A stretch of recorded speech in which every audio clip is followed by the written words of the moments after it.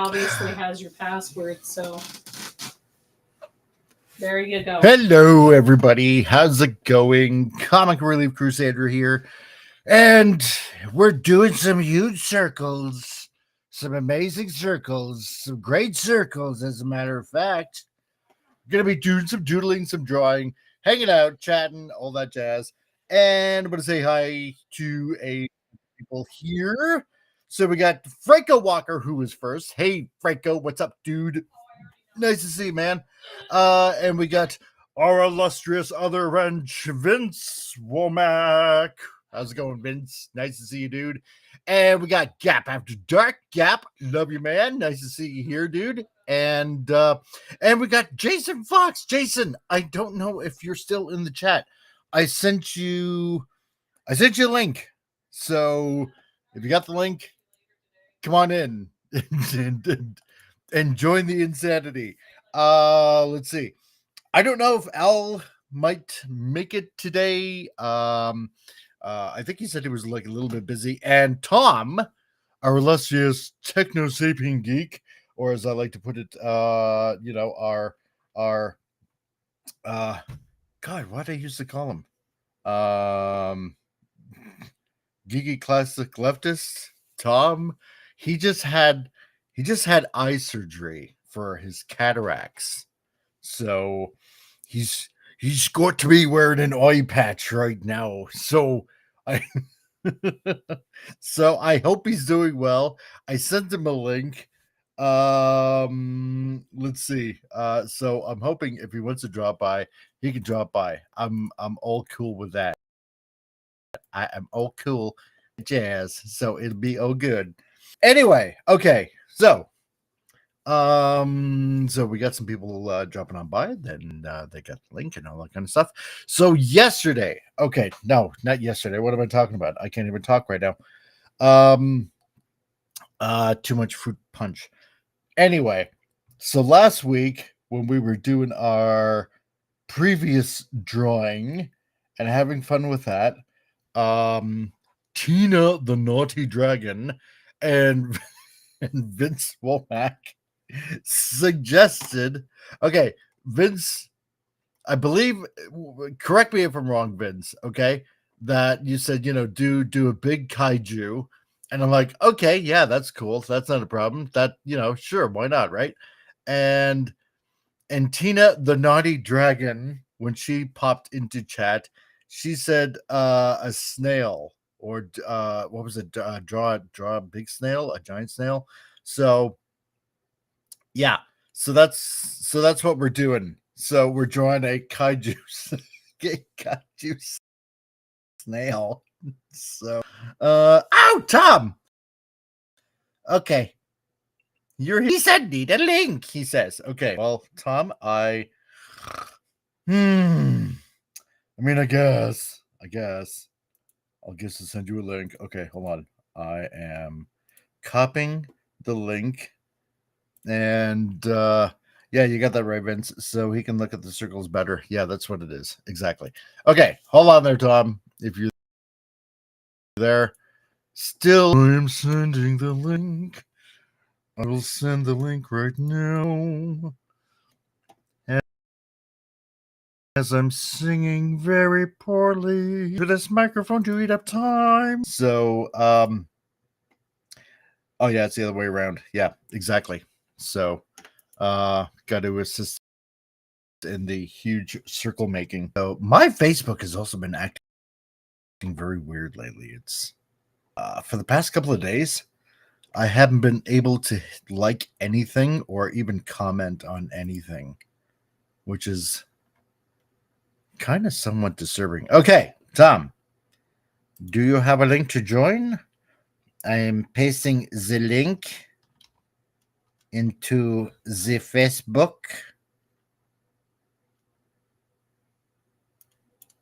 Is it even going to do it? Son of a bitch. Okay, hold on. Bill, how's it going, Bill? Nice to see you. Copy into the clipboard. There we go. Okay. Tom, sent a link. And wonder if I should send. Yeah, wonder if I should send a link to Gary Kessel. That'd be disturbing. Hey, awesome! Look at this. Okay, we got some. we got we got some people hopping on in here. Fet, how's it going, Fet? How's it going? I'm here for circles. You're here for the circles. Okay. So now we got Bill Barkley and we got the illustrious Fet for Hire. And if you haven't checked out Fet for Hire and his channel just exploded. It just got massive. And he totally helped me when I was starting out with my intro for Titillating Tuesdays and Frantic Fridays. So if you guys haven't been over to Fet for Hire's channel, do it now. And I expect that Vince or Franco will put a link in the chat. And as I'm waiting for Tom, let's see. Gap After Dark says, okay, Sing, I'm so wait a minute. Sing, I'm so glad we had this time together. Gee, we had our laughs and sang our songs. Okay. I'm so glad we had this time together. Gee, we had our laughs and sang our song. Seems we just got started, and before you know it, comes a time we have to say so long. How's that, dude?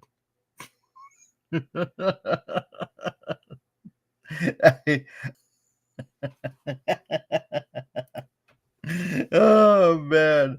Oh, I'm not a retro, but a posted defense channel, says Gap. No problem. That's no problem, Gap. That's why we have other underlings on this on this channel to do the work. So Vince and Franco posted the link right there. So to Fet for Hire channel, then go ahead and head over there. He's been having a lot of fun. He's been doing a lot of commentary, especially on Mark Hamill, which is kind of awesome. So let that man suffer.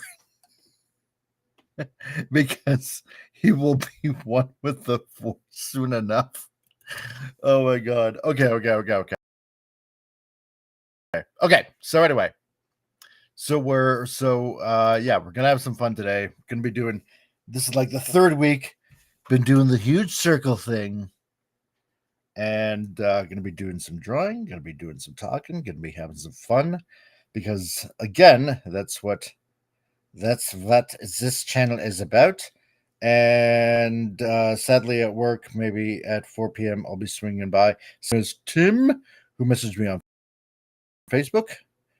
And yeah, so there we go. Okay, cool. We're getting all our ducks in an order. And I'm waiting for a certain bloop for Tom to come in, but that's okay. Grab there, says Tom. Okay, cool. Not a problem. Hopefully you don't need a cane to find your way through. I'm sorry, man. I can't help it. Okay. Anyway, Bill says, yeah, speaking of Mark Hamill, I watched The Long Walk. Meh. It was all right. Okay. Yeah, that's not too bad. Let's see. And Vince, oh God, CRC is channeling the Great Gabbo. Oh God, no. Actually, you know what? That wasn't too bad of a movie, believe it or not. It wasn't too bad. It was all right. So if any of you guys haven't seen the Saturday movie matinee, Mike's movie matinee, whether you're on Facebook or Rumble, and I'm sure hoping that Rumble is working right now, and the Facebook channel, I don't know. Yeah, Saturdays. We're doing movies. We're having fun with movies, and we're doing all the pretty much every public domain movie I can find. So, as you know, as soon as New Year's hits in 2026, we can start showing movies from the 1930s. So it'll just be fun that way. So, but yeah, yesterday we were watching The Great Gabo, and it was pretty fun. Now I kind of get the Simpsons references, which is pretty cool. Okay. So anyway, because Tina, the Naughty Dragon, and Vince were making some suggestions last week. I want to thank them. Oh yeah, so I'm going to show you here. This is essentially how I start, right? So we got underneath, we got our stick figure. Okay, it starts out with a simple doodle. And yes, I will continuously saying doodle all the time because I like the name. And yeah, and anyway, if you weren't there yesterday, it's in the listings. So for the movie matinees, go and enjoy them.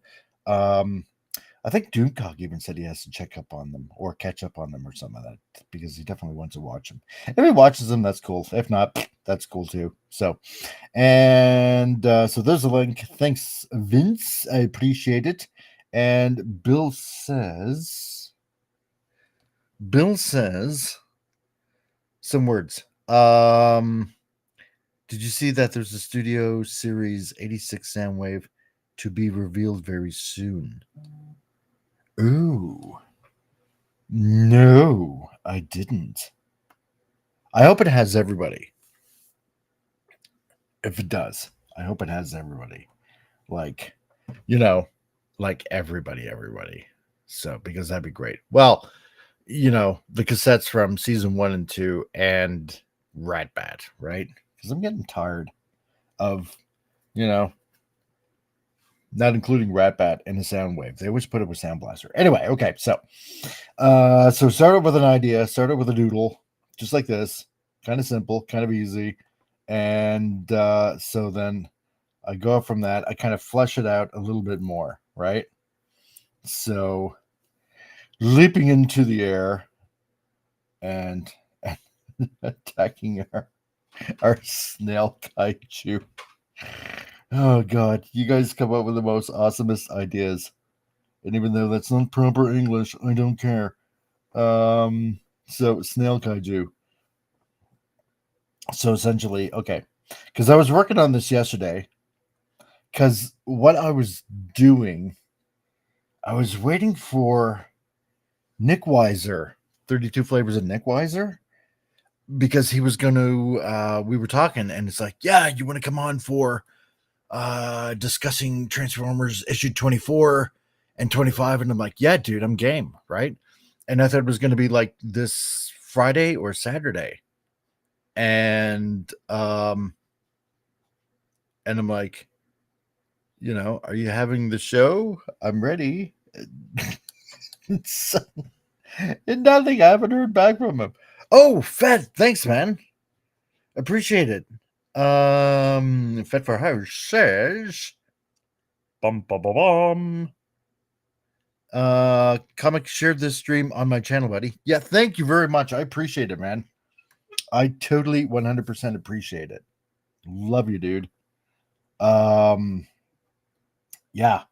Fat is the cat's meow.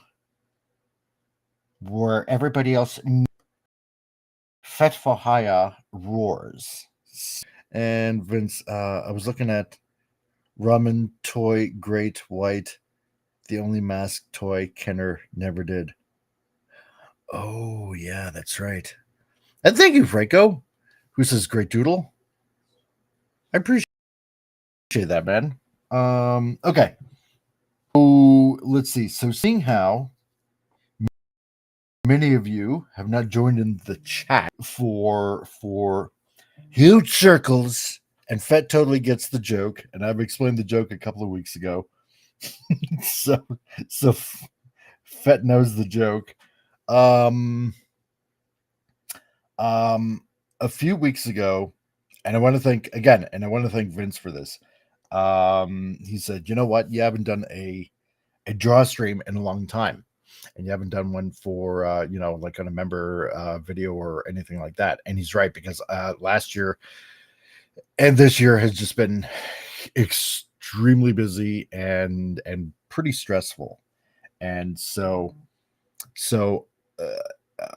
because I'm busy during the week and I'm trying to find time to do stuff to get back on YouTube and hopefully eventually um and eventually resume the titillating Tuesdays. God, Fett. Franco, oh man. Anyway, it's my way to get back into practice and get back drawing and stuff like that. So that's the plan. So you two are naughty. Okay. Yeah, you've been overcompensating since then. Yeah, no, that's you're right. No, you're right, Vince. So because I want to do this comic, that's the thing. So I just gotta keep drawing, right? And develop the craft, as it were, and just have fun drawing. So, because that's where it's at. Now, I'm not gonna say I'm, gonna be like the next Eric July, and have some sort of big giant fantastic comic company or anything like that. But then again, weirder things have happened, and I'm waiting for certain people to post certain things, and show stuff.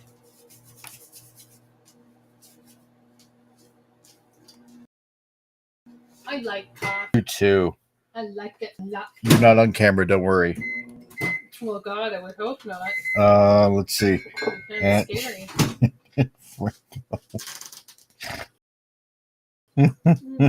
Maybe one day. Hero G, yes. No, and not a bad thing. No, it's not. It's not. It really isn't. So it's definitely not a bad thing. Would be funny if this character turns out to be French. Oh God, no. No. Not going to be a French character.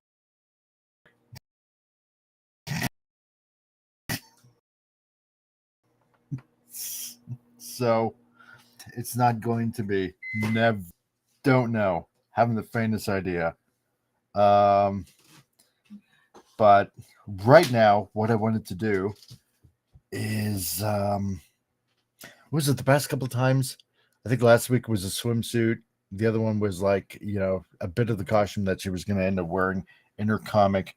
And because, like I told you guys, this is going to be a world spanning adventure, going to a lot of countries.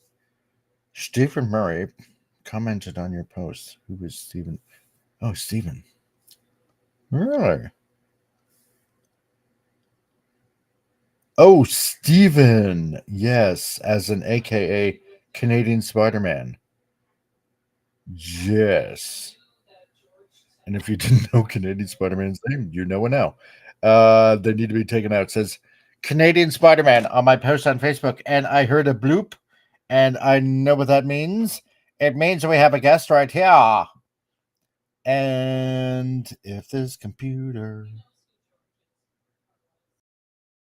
works fast enough, I'm on, dun, dun, dun, because I'm still learning to restream, dun, dun, dun, dun, dun, and you're on. I'm always What's up, on. dude? I'm always on to entertain. Not much. What's going on? Doodling. Same thing. I I can do tell. episode I like can tell. on the channel. I was just making some tea. I wanted my tea to steep before I got it done and stuff and whatever, what have you. By the way, I don't wear the patch only at night. The patch is only for nighttime. So just to give you a heads up on that one. Or so you have dreams of being a pirate at night. Oh yes. There we go. So the It's for a French week. versus a giant snail. They'll be armed with forks. Yeah, that's what you mean. Okay, I gotcha. Not a problem. And yes, so now we have Tom right here, our geeky classic leftist. There you go, dude. So there's the channel. I'm not posting much, Check but 'em out. until the eye, if you guys want to hear just a quick synopsis, went out on Friday, got the eye fixed. The right eye, though, not both eyes. So they're not doing them both because that could really mess me up. So you get the right eye done, came out. If I close my left eye, everything from a distance, besides, I'm always going to have blood in the front. That's just a given. That's a separate operation. But I can see much better out of the right eye. I can see far away. But when I look close, it's fuzzy up close now. So the lens they put in my eye, they put a lens inside my eye. I have to get readjusted. Oh, yeah. So for close vision. But my left eye is still to the old prescription. So I'm going in on Monday, tomorrow. I'm going to go get them. They'll remove the lens. They'll put a normal reading glass lens in the right eye because my glasses don't work. And then the left eye will stay. And then I'll probably get the left eye done in like 6 weeks or something. I don't know. And then eventually I'll get new glasses. But yeah, so everything's crystal clear in the distance. It's just fuzzy close up. So it's weird. Dang. Yeah, but I mean, in the end, lens in there. Jeez. Yeah. I mean, I was sitting there laying down, wide awake. Lucky I didn't have to see anything because literally there's a bright light. You're just looking at these lights. You're like, okay, that's really bright, and they're just poking around inside my eye and took out the cataracts and put a lens in there. So it's like, yeah, okay. Oh my god, you sound so casual about it. I didn't feel anything. It was so frozen. It was just, I'm like, wow, that's really bright. And they gave me some Adderall too, so I might have felt a little good. I was like, okay. Yeah, go ahead, man. I don't care. Just stab my eye. Yeah. Yeah, exactly. Just stab it. It's all good. I know you don't mean any ill will. By the way, I don't know. Are you allowed to say political stuff here on this part here or no? Well, it's not like we haven't before. So okay. I love the tears of these idiots that are getting fired. Ha ha! You idiot! Yeah. Let's do these videos mocking Charlie Kirk's death. And God rest him. I was a fan, and I didn't even agree with everything he said. I didn't, but I admired him as a human. He seemed like the kind of guy I looked up to, and he would have made a great president someday, I think. But some of these people, I'm going to say right now, and you know my beliefs on religion and stuff, but if there's demons on earth, those people are it. They're pure evil. Some of the stuff they were saying is the most disgusting, vile. How can a person wish? So some of them are getting fired now in the hundreds. And I'm like, ha ha, you deserve it. I know. This is oh boy. This is something. Like I never you know what? Somehow I knew that this chat was gonna turn into a Charlie Kirk. Not that I'm not minding. Don't get me wrong, because you know what? Since this happened, like, 4 days ago? 3 days ago? Yeah. It was just the day. Wednesday. It was on the 10th, I think it was, before the 11th, which September 11th, that's a big day too. Right. But yeah, it was on the 10th, I think. So yeah. But oh boy, I'm glad that others have gone on YouTube and said stuff, because I'm telling you, if I had, I would have been less cordial about it, probably. No, people are losing their jobs, and some of those videos are disgusting. There's people dancing. They actually had a vigil in Seattle. A guy filming. Oh yeah, I wish I could have taken him out. Like I don't know if he's lost his job. I hope he did. But yeah, you people want. You always talk about consequence for what you say. Well, now they're reaping what they sowed. There's Yep. consequence for your words. So There you go. I mean, I don't want harming anybody. No, that's not what our belief is. But you deserve to get fired. Yes, you. Some of these people work with children too, which is disgusting. I'm like, yeah, I don't want you people teaching my kids if I had any. Yeah, exactly. That's a scary bit because you don't know what they're teaching your kids in kindergarten or daycare or even in elementary school for that matter. You really don't. You know, basically the school is your babysitter and you don't know what's going on. Let's see. Yeah, muted. Tell me when it stops, says Franco.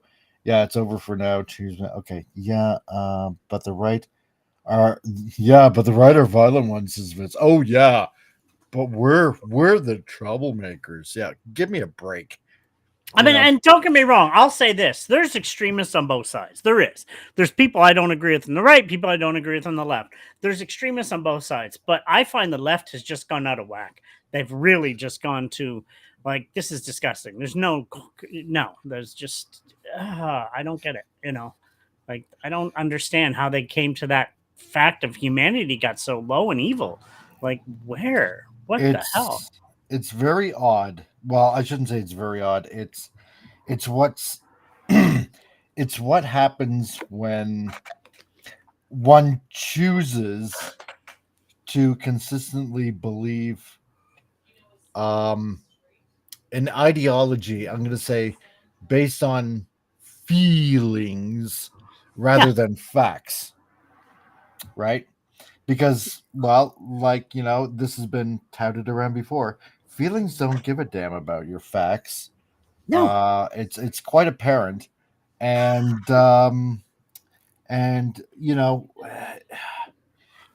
it's so weird. It's, like first when the Coof thing happened, we're supposed to believe the science then, but when it comes to, let's just say snipping certain parts of your body off and stuff like that. No, it's about how I feel on the inside and crap like that. It's like, no, you're still going to be buried. And when somebody digs you up one day, they're going to say, whoa, well, this was a male, this was a female. That's just the way it is. So yeah, that's why Chloe Cole, she's a detransitioner. She's what, 20, 21 now. She travels the world speaking out against it. And she it's kind of funny. She was trans at 11. The doctors and Jordan Peterson interviewed her, and he said, what did the mental health people ask you? She had nothing.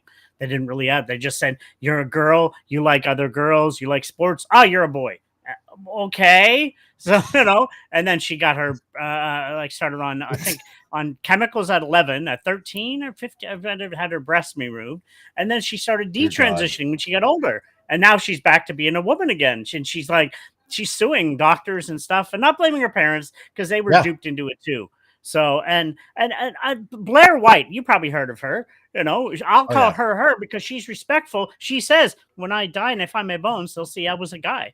Like, she doesn't try to pretend like she got her surgery. She's happy what she is, but she doesn't push for the agenda for children. And she's like, no, I'm still a biological male. It's just I'm now female.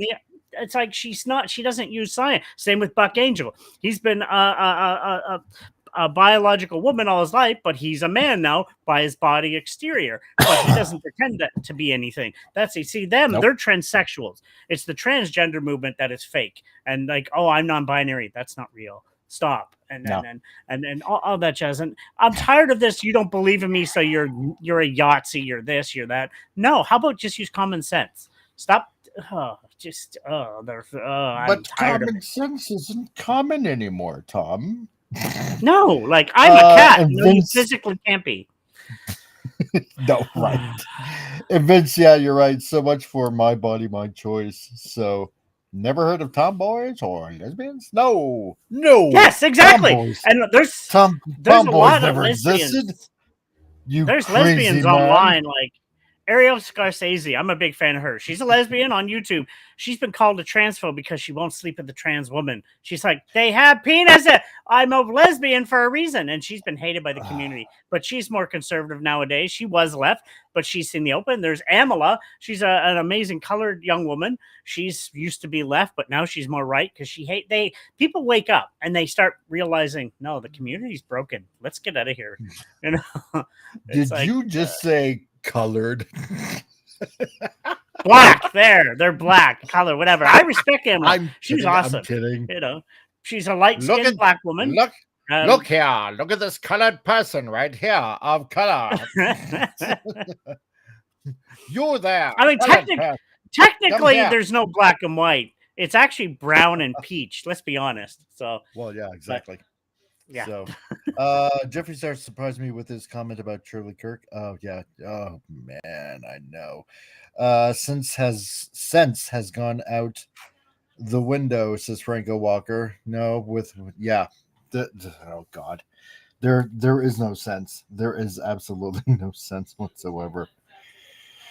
These people are cuckoo for Cocoa Puffs. Time to bring back the padded room. Time to bring back padded rooms. I'm gonna say, while I do agree with that statement of yours, oh man, this is this channel and this is this show, and I'm just gonna say, bring back electroshock therapy. So there we go. And the good thing is some of these people could be saved, and I'm not saying you still choose right or left, just choose normality, choose common sense. Some of these people, it's shown that some people have changed over time and grew up like, oh, maybe I was wrong. And that's, but the fact that you're praising somebody's death, and you've probably seen some of the videos online, I was just appalled. Like, it was so disgusting. I'm like, what the is going on? You people are gross. How can you have pride in cheering a man's death, and a good man? People, and you had an argument with an acquaintance of mine on my face. Like, you could tell. I'm sorry. You could tell she never watched one of his videos. I swear to God, she has. Probably not. And she's a sweet girl. She really is a good woman. But again, they don't. They're on one side and they have their views, and I'll respect to an extent, but at least she was common sense of like, she's also against the violent talk, and no, you shouldn't do that. And I agree. Like, no, you don't wish somebody's death.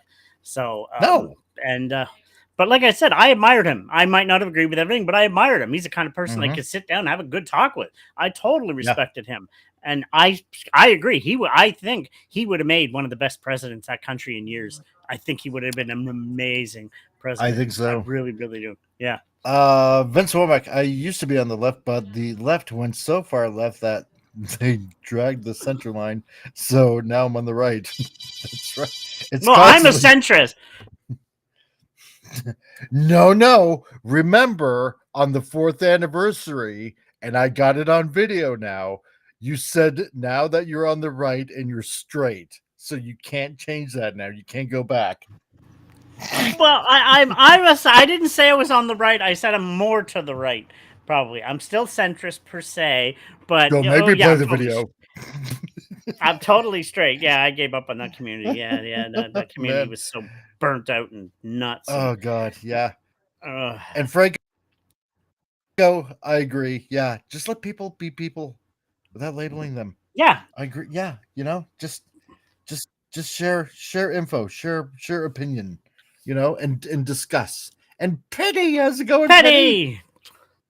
I haven't seen you in such a long time, Penny. See, I've been on the. Nice to see you. I mean, Penny. I'm on the spectrum. That's a different story. But I've been on the spectrum of politics. I actually wanted to run in politics many years ago. I used to be an activist, and to me, what is missing is just conversation.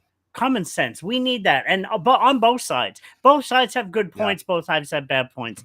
It's coming together and just for the betterment of humanity. Because let's be honest, all this fighting between different sexes, different colors, different that, but the world is falling apart around us and we're not paying attention. There's a religious war starting, which we won't go into that, but there's something big happening on our planet and it's scary. So Well, Yeah. yeah, it's going to get more Yeah. scary because what's going to end up happening, and I'll tell you exactly what'll end up happening is there will be guaranteed a leader so charismatic that everybody will love him, and that it'll look like he can't do no wrong. But I tell you right now, beware, do not fall for Mm. it, because see, that's, you know what, this is what this is what Dune is also about as well. The Yeah. movie Dune, or I shouldn't say the movie Dune because The Dune book, is a book. the It started story. Yeah. out as a book, and yeah, and it is about following haphazardly charismatic Hmm. leaders, not just religious leaders, not just political leaders, but just leaders in general. If you really think of it and really look at it, it is about following leaders haphazardly and just like, oh, you are the chosen one, or the Messiah, or you are the one. You know what I'm Well, saying? let's be honest. And People do that and with and actors. and People idolize actors way too much. yes, Way too much. exactly, exactly. And and look what we do. We put them on Ugh. pedestals, and in a weird sort of way, they become our Yeah, gods that's a in a fact. sense. And people in the entertainment industry are like the modern day idols to people. And I don't understand it. I've worked in film. I've worked in TV. I've seen some. They're people like anybody else. They put their pants on one leg at a time unless they're bored and want to do both. But like seriously, like I don't. Do they really? Oh my People's obsession god! with famous people. Just I never understood it. I don't. Ah, Yeah, it's yeah. really weird. It's really really weird. It's like, I'm gonna say, ever since Entertainment Tonight. Is that show I even don't still on? know. Good question. I used to watch it as a kid, but yeah. Yeah, right. We used to, we used to watch this show, Entertainment Tonight, with all the going on in Hollywood, and yeah, and then we seemed to end up getting obsessed with celebrities' lives, and now it's like you can't get them to shut up. I don't get it. I don't get it. I I just don't know, I understand don't it. either. It's like, God, can you just go away? And don't get me wrong. Being in entertainment, I respect actors. I do. It's not an easy job. Everything. Oh, it's so easy. No, it's a hard living. But like, we don't need to idolize those people. They're just people. They're Yeah, just like you and me. They do their job. Some of them get paid a lot of money. Some of them are working at a bar doing theater. They're just barely surviving. But it's still a job yep, nonetheless. That nothing special. So exactly, exactly. yeah.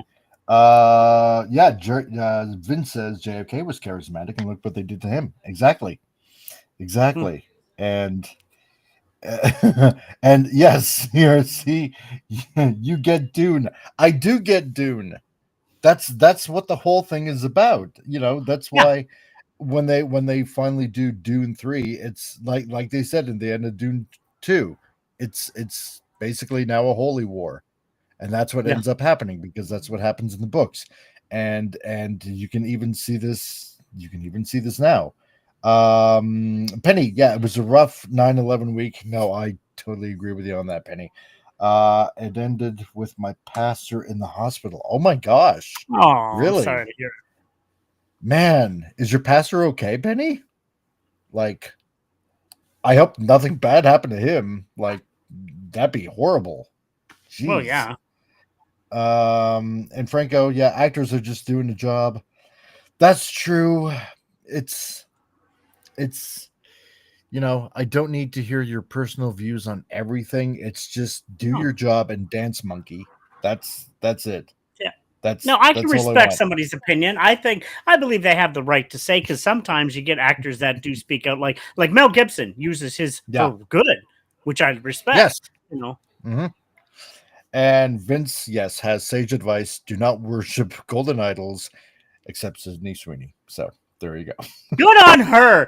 She's taking, just for a stupid GNED now so much publicity. She's taking it to the bank. I'm not even a big fan of hers. Oh yeah. I mean, she's hot, yeah, but good on her. So. Mm-hmm. Oh yeah, 100%, man. And he also says, I think Kurt Russell said it. We are just dancing monkeys. Why would anybody care about what we have to say? Exactly. So that's right. Oh, they're running tests, Penny. Oh, that's good. I hope and pray that he totally pulls through. And don't know the details, but hey, don't need to know the details. It's just somebody that needs prayer. It's as simple as that. So, but no, Vince, yeah, you're right. Or more to the point, Kirk Russell's right. You're just there to do a job. Just shut your pie hole and do your job. You're there to perform. You're not there to you're not there to give your stupid views on what you think, man. It's like what if they started coming out saying I don't know, Earth is flat, or the Earth is a dodecahedron or something like that. It's not flat. It's actually it's actually a Hinton cube. So we just can't present it. And for those that don't know what a Hinton cube is, it's basically a tesseract. So there you go. The more you know. But no,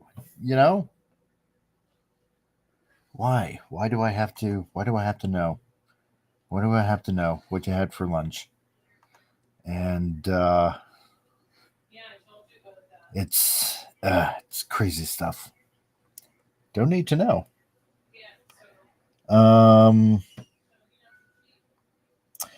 You don't need to ask a marshmallow maker how to build a boat. Oh God, yeah, ain't that the truth?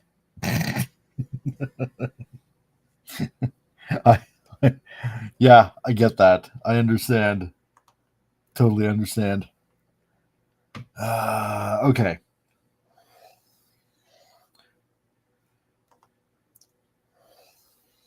I should have practiced drawing circles today. Oh, yes, that's right. Circles. Huge circle. Totally huge circle.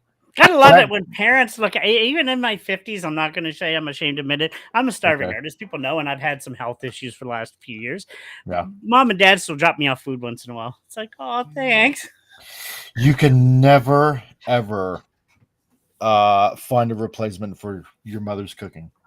No, hell no. Mom's cooking is the best still. It's like, oh. Exactly. Yeah. There's no getting around that. Okay. Yes. So I totally forgot something that I should have done. Okay, Vince. So Vince had a question earlier on. For some odd reason, Franco says drink. Why? Yeah, that's what I'm doing. I'm drinking some green tea. So good idea. Okay, maybe he's asking what we're drinking. I am drinking fruity fruit punch. Is what I'm drinking right now. Yes, it's so fruity. Some green tea without my lemon juice. I usually have lemon juice, but I ran out, so just green tea. Oh, we got somebody here right now. We got Mr. Al Nickerson joining the chat. How's it going, dude? Good. So you can see. Tom, how are you? I'm good, and yourself? I am very well. I just want to make sure that you can see my icon. Yeah, totally. Okay, awesome. This is I'm still struggling with this sort of stuff, but so it's nice seeing you drawing again, Mike. Yeah, it's been a whole week. Yep. Gotta keep practicing. Yep. That's right. Let's see. Vince says yes. So Vince says, funny enough, I draw circles better when I draw them leftwards. Really? That's interesting. Ooh, maybe I should try that. Yeah, I'm gonna try that. Okay, so Vince had a question earlier before the show started, and I totally forgot about it. And I said that I was going to get to it when I went on. And okay, and the question is, and you know what? It's quite the coincidence because now we got Al Nickerson here. Maybe he can give some professional tips for Vince. So he says, I've been struggling with that for weeks. I threw the towel every time I came out with was an outline of sorts. It reminded me one of movies or TV shows. Okay, so what he's talking about is about he wants to design a spaceship from scratch, right? Ooh. And yeah, that's hard. That's hard. Yeah, and just wanted to ask you if you had any tips on how to go about it. So that's the question that that Vince has. Okay, so I promise I would answer that. And Al, if you want to give a nugget of knowledge, as you are way more pro than I am, and if you got any tips, yeah, go ahead and share away. Well, yeah, you can go first, Mike. Okay. And Franco's running out of beer and whiskey, or just whiskey. Okay, so Vince, this is what I would do. Is I find that here in North America there seems to be a very kind of how should I put it?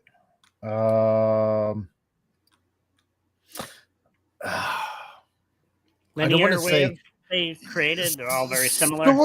Sort of. I know what you're talking about. Yeah. And hey, Tree Rock, how's it going, dude? Nice to see you, man. I'm gonna say there's a very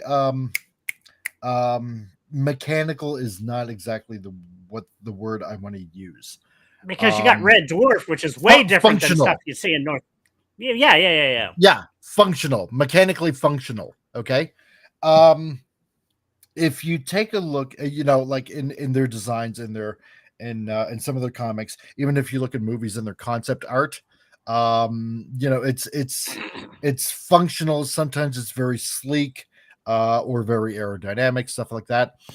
If you look at some manga, on the other hand, there have been several influences where they take designs straight out of nature. Like, for example, I'll pull a name out of the hat, like Masamune Shiro, that did what was it? Dominion Tank Police, Appleseed, Ghost in the Shell, stuff like that.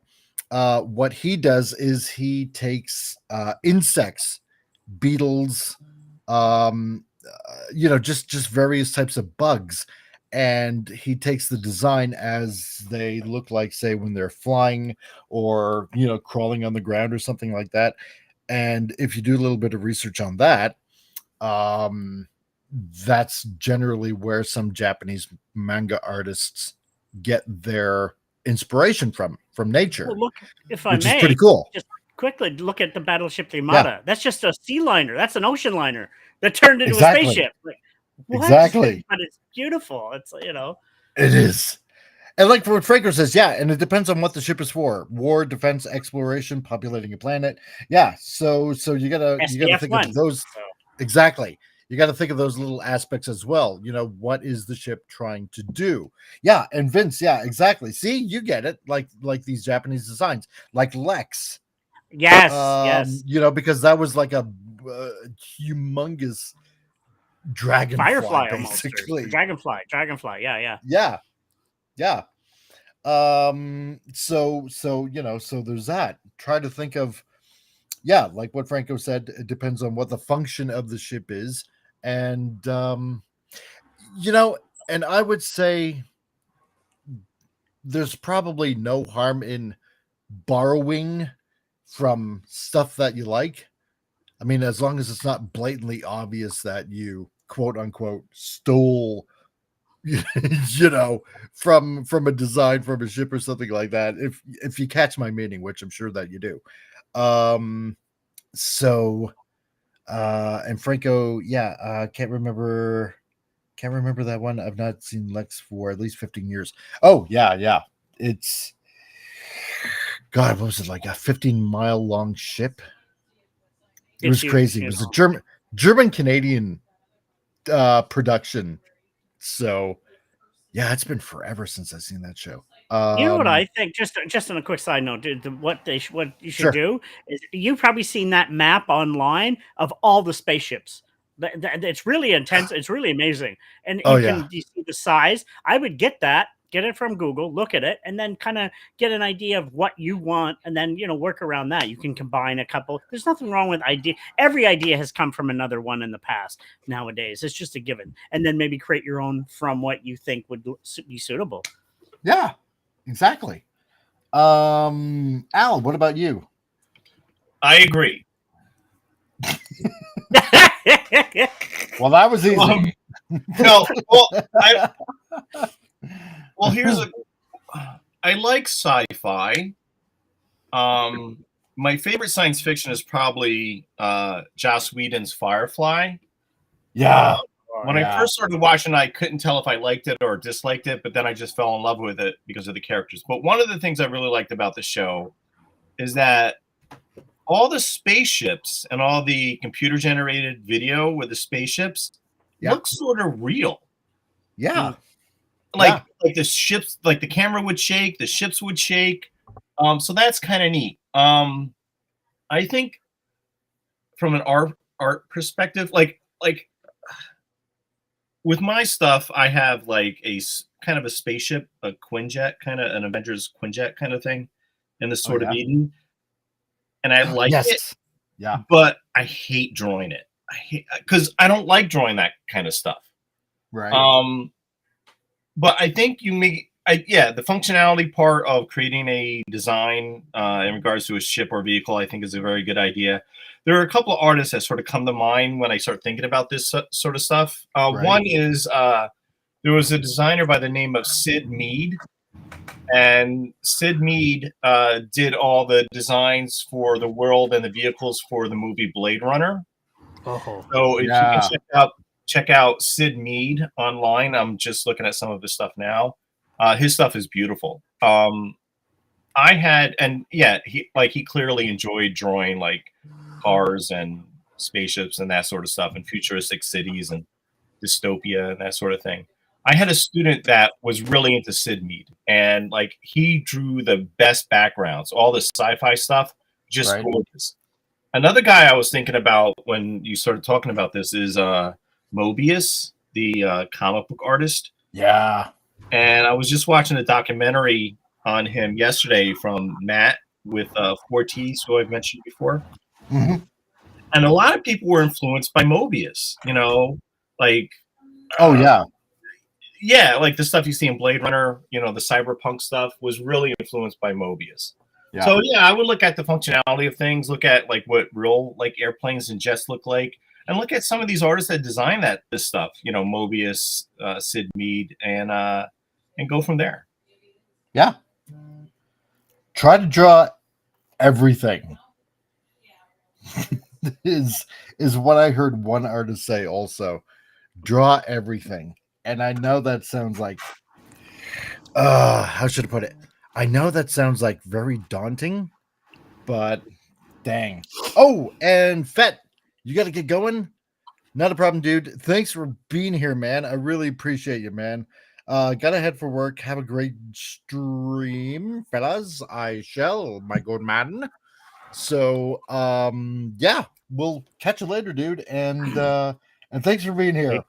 So, and I guess I just, if I may, just lastly, I would also go in the kind of tone you're trying to tell as a story. Is it going to be dystopian, like you said, more of a cyberpunk dystopian style? Is it a more high? Are you a high Federation ship? High end, super tech. Like what kind of story you tell? Where the ship located? Who's the owners?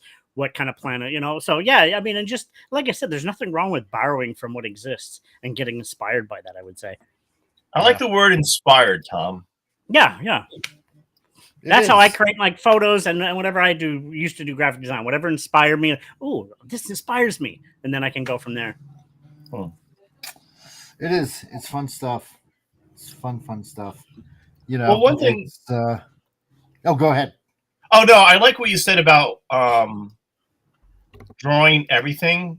The way I would sort of say that in the same way, and it's something that Disney used to promote all the time when they were looking for artists, is that you need to draw from life. You need to know what trees and people and clothes and buildings look like, so you should draw from life. And I would get a sketchbook and start drawing all the stuff you see. So Disney was a big promoter of that idea. They didn't want to just hire animators that knew how to draw, you know, Mickey Mouse or Goofy or whatever. They were hiring artists and animators that knew how to draw from life. So yeah, get a sketchbook and start drawing everything you see. Yep. And I hate to admit it, but where I heard that piece of advice, oh my God, I can't believe I'm going to say this. 35 years ago, roughly 35 years ago, from Eric Larson. It pains me to say that now. Oh my God. Actually, that's amazing advice, because mind you, brought me back of when I was in graphic design school. We always had drawing class, and we did a lot of still life. You just brought back my memories of sitting there drawing still lifes. Yeah, okay. I remember doing that now. And Tom, did you have to draw like a bowl of fruit for like 5 or 6 hours? Yep. In front of either this window that's just laying on the side, and whatever random other stuff she would put in front of you, and just whatever. But yeah, exactly. So, see, I was. Oh, I'm sorry. Well, when I went to art school, when I went to college, I was very fortunate to have these teachers that didn't make us do stuff like that. Oh, lucky. And I knew some of my. I knew some of my other buddies that had different teachers, and they would have to draw. They have to spend like 30 hours drawing a skull. And it's like, I understand the importance of understanding the anatomy, but it's just like, that's a little extreme. And there's one time when I was teaching, one of the teachers had to leave early for some reason. So she asked me to watch her class while she was gone. And they were doing the same thing. They were drawing a bowl of fruit, and they had to spend like 6 hours drawing this thing. And I was sort of telling them the same sort of stuff. Like, I understand the importance of this, and it really stinks that you guys have to do this, because it's really... monotonous and boring, and you could learn these things, but it's still quite terrible. But yeah, I mean, the teachers I had when I was in school, like, they were just great. We drew from life, we painted from life models and stuff, but we didn't spend hours and hours drawing like the bones of a hand or something. But you should know these things.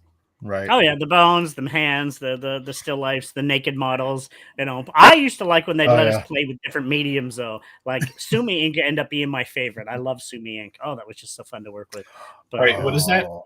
Sumi ink, it's a dried paste that you put on the stone, you put water on, and you rub the ink into it. And Japanese use it a lot, and it's just very fluent, smooth lines, and it's just fun to work with. You use more of a brush when you're using it, and I really enjoyed that. It was fun. They let us play with different mediums, and it was like pastels, charcoals, Sumi inks, regular pencils, the different ones, and it was fun. So sweet. Vince. Oh, I'm sorry. Okay, no problem. I'm always interrupting you people.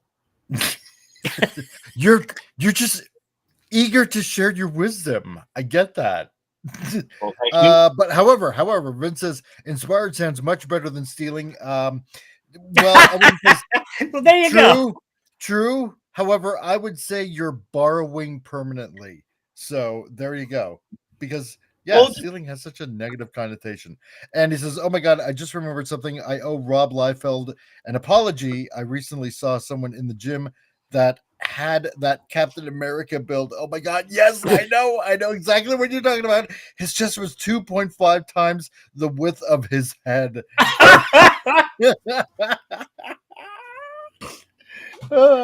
I know because I heard his podcast and he said, yes, he got that from a picture of a bodybuilder, and like nobody believed him, but actually somebody, I accidentally found that image on like doing a Google search, and yes, and it's true. It's absolutely they exist. True. Yes, they do. As a person who did pro wrestling and worked with big muscly guys, yeah, they exist. Their chests are like, yeah. I think that was a photo of Arnold Schwarzenegger, wasn't it? I think there was one like Could have that. been. His chest was huge. Oh yeah. Yeah, He was Yeah, massive. exactly. Oh yeah. Totally huge. So no, yeah, it might have been, but I know it was definitely a bodybuilder. So, oh man, yeah, no, but Vince, yeah, it's funny. It's so hilarious. So anyway, yeah, Al, you were saying, I kind of lost my train of thought. I think I was going to ask Tom about some of the classes he took, and okay. if he what sort of artists did they make you learn from or teach you about? It wasn't really any specific ones. I mean, my inspirations for artists were Dolly and Geiger. That's my two favorites that inspire me. But we'd showcase other different artists and what have you. It was because I was more studying in graphic design. And the first year you take electives of everything, your basic drawing classes and what have you. And they just let us play with different mediums after year 2 and 3. And that's when we got to experience my introduction to Sumi ink and, working with pastels and other different mediums and stuff. First year, your basic, just your different pencils drawing, as you would know, working with. But then, like I said, it was a side course on year 2 and 3. Just, of course, as a graphic designer, you still have to know how to draw. So it came in handy. But they let the teacher I had year 2 and 3 would let us go for our own inspirations. And mine, again, was Dolly and Geiger were the two that inspired me. What school was this? It's called MBCCD, the College of Craft and Design, here in New Brunswick, out of Fredericton. And it's a really good class. It's a really good college. And I always tell people, if you want to go to our class, to go to there. It is here in New Brunswick. I couldn't afford to go abroad and or anything too far, but it's a really good school. So, oh, excellent, sweet.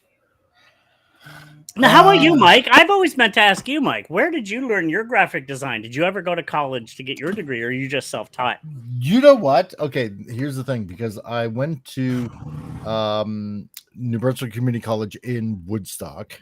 Oh, okay. And yeah, so I went there, and so you're learning to do it old school, right? Mm-hmm. So with with all the photo paper and and drawing something out, cutting it out, and putting it on your board and all that jazz. Nothing. They were just barely starting to teach the computer aspect of it, like with Photoshop, when Photoshop was like first coming out, and this is like 95, right? So okay, you were a few years before me. I was in the early 2000s. We were more into using the Mac and the Photoshop. Yeah. So I lasted there a year. So we were also doing photography on top of that as well, which is nice. Yeah, it was pretty cool. So yeah, I mean, you're having to learn your picas and your points and all that kind of stuff, and it's just trying to memorize all this kind of crap, and it's like, oh my god, the Pantones. I thought, yes, the Pantones, and it's like, I thought this was just going to be like mostly drawing and stuff like that. No, silly person, no, that's not what it is. So that's what I was learning while I was there. And hello, Snortapoopas, how's it going? Nice to see you here, you wascally bear, you. Great that you can join us. And yeah, Woodstock. So yeah, I can smell the colors. It's a tiny little town in northern New Brunswick. I actually was going to go to college to take radio there. It was a good college, actually. The one mine was in Fredericton, though. The one that was my second elective. I swear to God. Oh, lucky bastard! God. I was year I applied is the year they shut it down. I'm like, you bastards! Oh, really? Damn. Yeah. Well, I was going to go the year before, which I met a guy who actually went to that class, but I didn't get my grant. The year after I got my grant, we shut the course down. You bastards! Oh, bummer. Yeah, so Vince, Woodstock, New Brunswick. So it's like mid New Brunswick. It's a little it's about another I'm going to say another 45 minutes past Fredericton, something like that, if I remember correctly. So, so they had a community college up there because, you know, they're like all, I don't want to say state run, but it sounds like state run in a way. And yeah, so I went up there for graphic design, and I had to pick a second elective, and it was like radio broadcasting, and I actually had an audition for radio broadcasting, and you guys have already heard that story like enough times, so I don't have to hey, repeat that that's how story. we met, remember? So I mean, except Yes, working exactly. in radio at the university. So yeah. Because yeah, that's how Tom and I met one at the University of New Brunswick in St. John. Yeah. Yep, they had their own radio station, so Tom had his show right after me, and and that's how we met. So yeah, when I had my audition, they gave me a sheet of paper, and they were like, talk about a topic of that's going on in the news today. So at that time, it was about this nutcase drunk guy in California that hopped into a tank and started driving it around and running over cars and knocking over lampposts and stuff like that. And eventually he got shot. And so I went off on that tangent on that subject for about a good 15 minutes, ranting about that. And then when my 15 minutes were up and I didn't know how fast the time went, I hear on the window, and it's the program, the head of the program knocking on the window, and she's like, you know, motioning with her finger, you know, like, come out here. And I'm like, oh crap, I'm in trouble. And because this was literally live, like they literally had a live radio station. Oh crap! So this wasn't a test. This was live. No, this was live, right? Live. Like the whole town and surrounding area could hear all of us on the radio. Oops. And yeah. I think I probably generally forget to mention that little detail. And yeah, I do. And so when I came out, she's like, you know, and I was like cowering a little bit. I thought I was in so much trouble. And she's like, Mike, that was quite the performance that you did in the radio booth. I'm like, yeah, it kind of is. And she's like, Mike, do you know what a shock jock is? Yeah. And to be extremely honest, I never heard that term before in my entire life. I really honestly didn't. I honestly didn't. And I'm like, no, you know, what's a shock jock? And she's like, well, let me put it to you this way. Do you know who Rush Limbaugh is or Howard Stern? And yeah, and I'm like, because we had already met around this point, I think, I'm pretty sure. You know, because we always talked about, like, you know, Howard Stern, right? Like, oh, Howard Stern. Blah, blah, blah. Yeah. Well, my favorite was still Johnny Fever from WKRP, but yeah. Right. I don't think he was real. No, probably not. So she said, well, do you know who Rush Limbaugh is or Howard Stern? And I'm like, yeah, you know, because everybody knew who they were, right? Obviously. Well, exactly. And she goes, you can be the next shock jock. I need you in my program. Wow. What? Yeah. No, she literally said that. I remember to that day vividly. She goes, what course? She goes, I know this is your second elective. What is your first? And I said, well, graphic design. And she goes, I would do anything to get you in this program. You know, would you consider taking radio broadcasting? And I'm like, well, I really want to do graphic design, but yeah, I'd like to do radio broadcasting. So she goes, I will do everything I can. And I hope, she goes, not to sound mean, but I hope you don't get into graphic design. But I ended up getting into graphic design.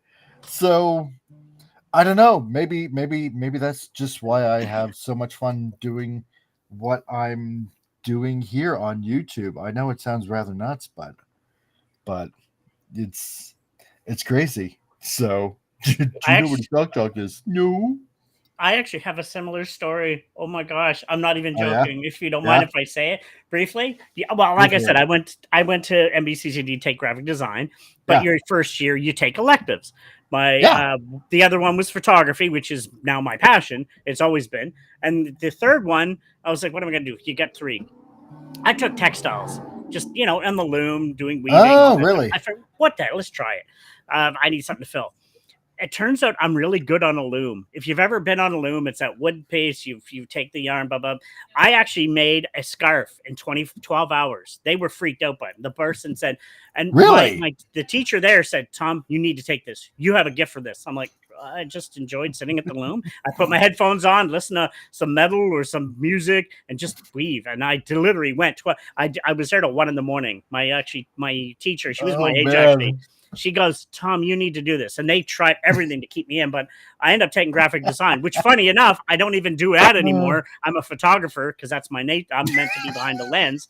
But it was still, I said, when I make it rich, if I ever do, I'm getting a loom and I want to weave again because it is a very spiritual, beautiful thing to do. But yeah, they want to be in. She said, no, you got to take this class. She said, don't take graphic design. You won't make as much money. And it's true. Right. It's so true. No, it is. And Linda, her name was Linda. And can I swear just one word? She goes, Tom, make up your fucking mind.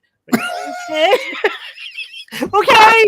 But I end up sticking with graphic design. I don't regret it because I can design my own logos. I do my own cards, and occasionally I'll help other people, and it helps. I don't have to pay people to do it. But but I don't do it anymore. I'm a photographer. I'm a videographer. Like, Lord. But it is funny. Hilarious. Just, I could just picture you jamming on metal music while you're making a scarf on a loom. I had some 9 Inch Nails going, and I'm like, like. I'd turn all the lights off. It would just be me, like 12 midnight here. I get some 9 Inch Nails on my headphones, weaving, making this cool scarf. Or one day I made a blanket. My other teacher, her assistant teacher, was my age, and she tested me. She used to give me other projects, and she like, do this. And I end up doing intricate designs, and it was like, I'm good at it. I was like, okay. Yeah. Oh, my Lord. That's hilarious. I know. Oh, Lord. See, I don't think there's anything wrong with having more interest in when it comes to art. Or to start learning one sort of medium and then go to another one, I think is fine. So yeah, I think what sort of makes me sad is that it's nice that I'll use Mike as an example. It's nice that Mike went into graphic design and he does design stuff and he's doing these drawing streams, which is wonderful.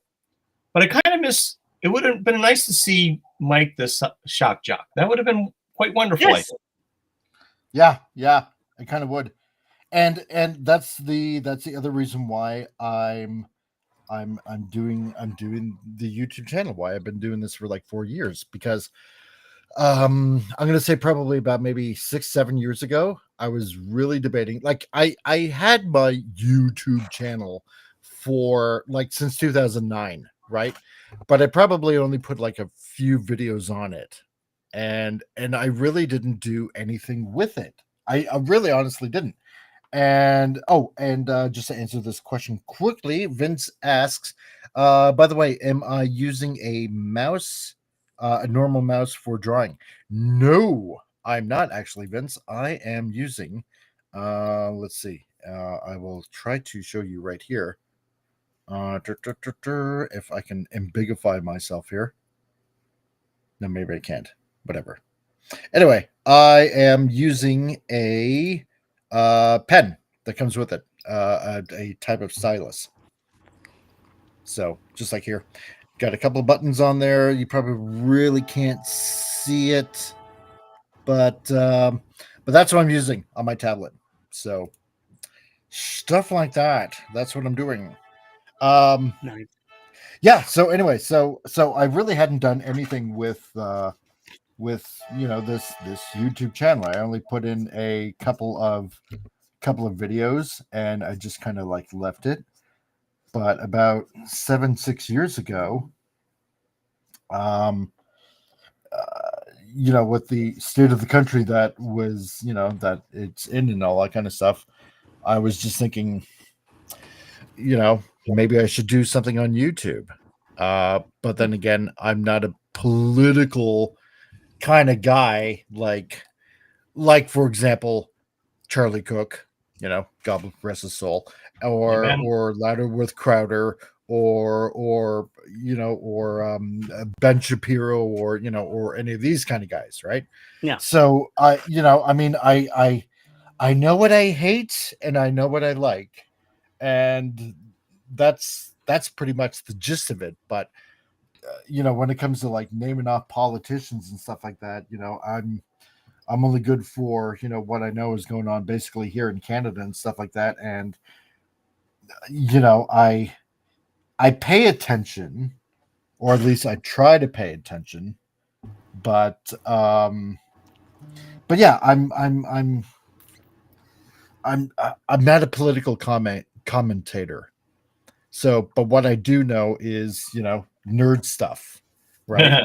Movies, comics, blah blah blah, and ever since that god awful Star Wars movie came out by Disney, and my kids' reaction to it when that came out, I remember, one of my daughters, when we came out of the movie theater, when Han Solo gets murdered, and we come out of the movie theater, and she like next to never ever swears, but she said, "What the hell just happened?"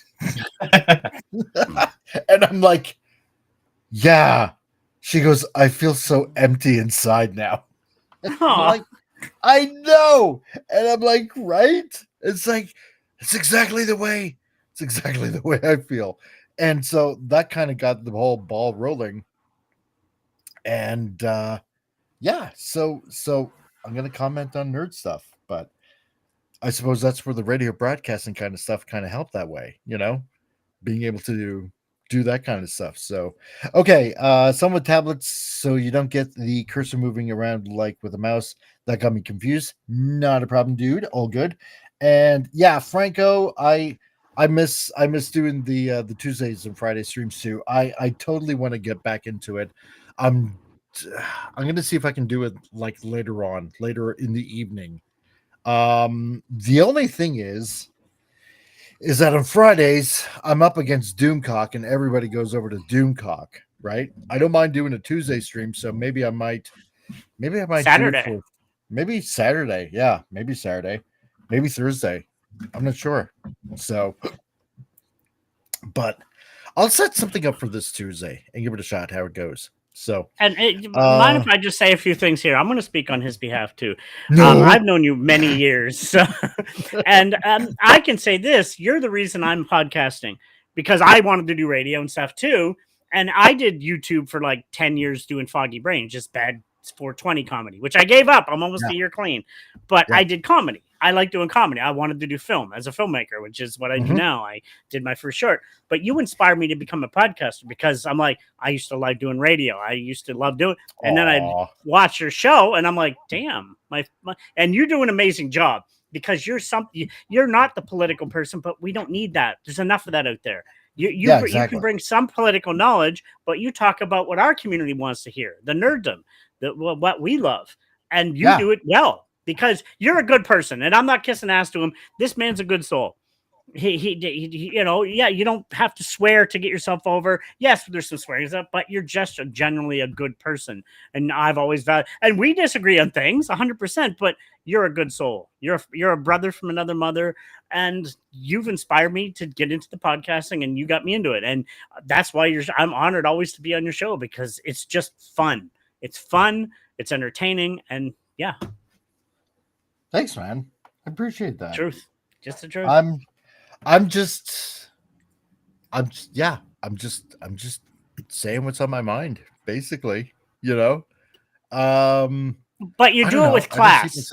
You don't have to downgrade people and stuff. You do it with class. Well, let's not go too far now. Come on. Oh, you have your moments, of course, but but we all have those moments. Oh yeah.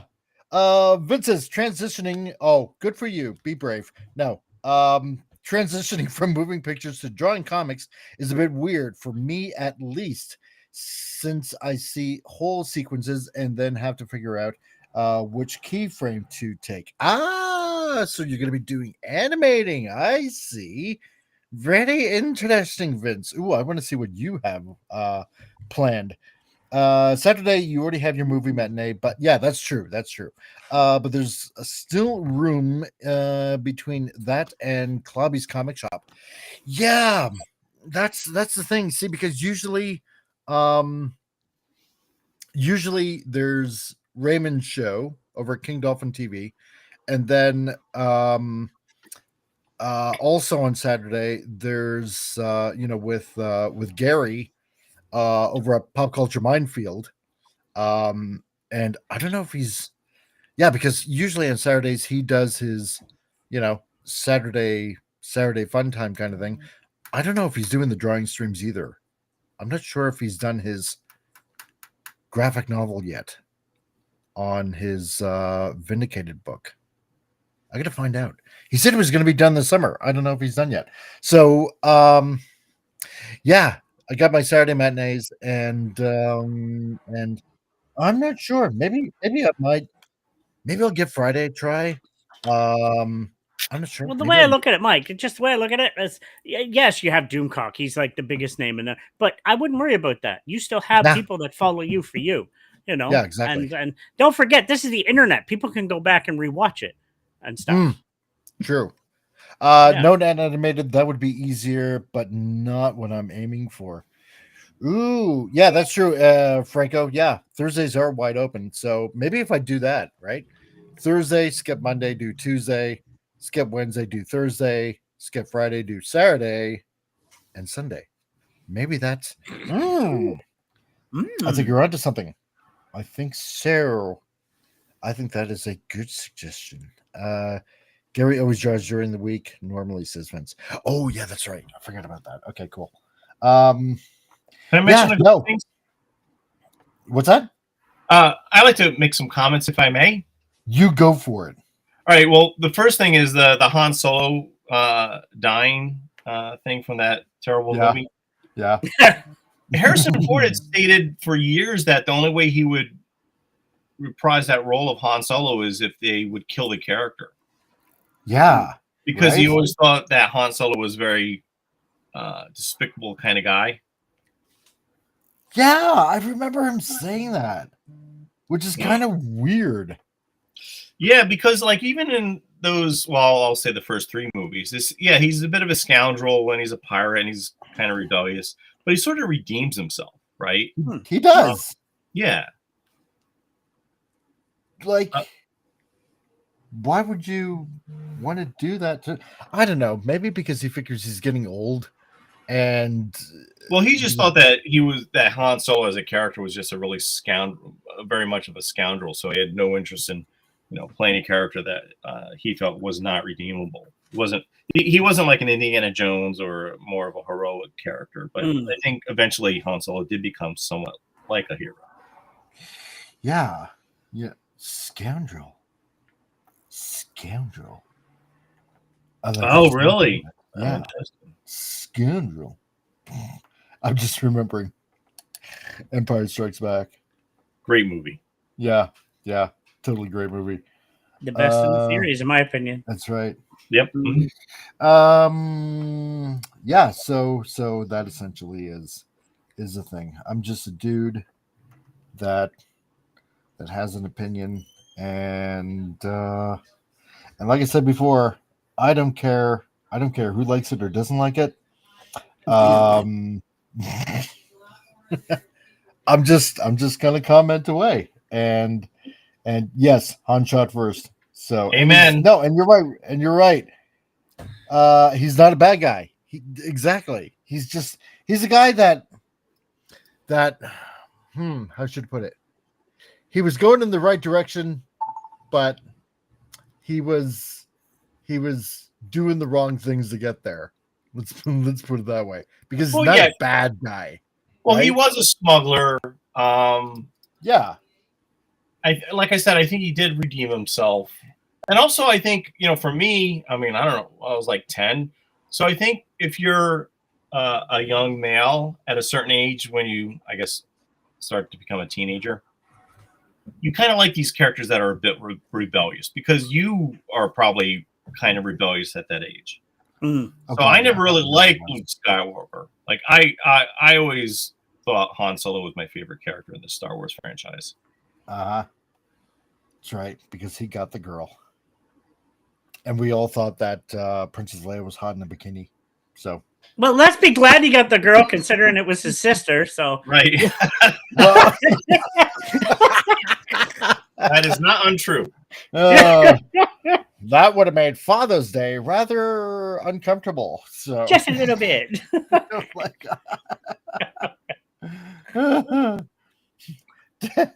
Man. Well, on that note, let's just keep on drawing before. God.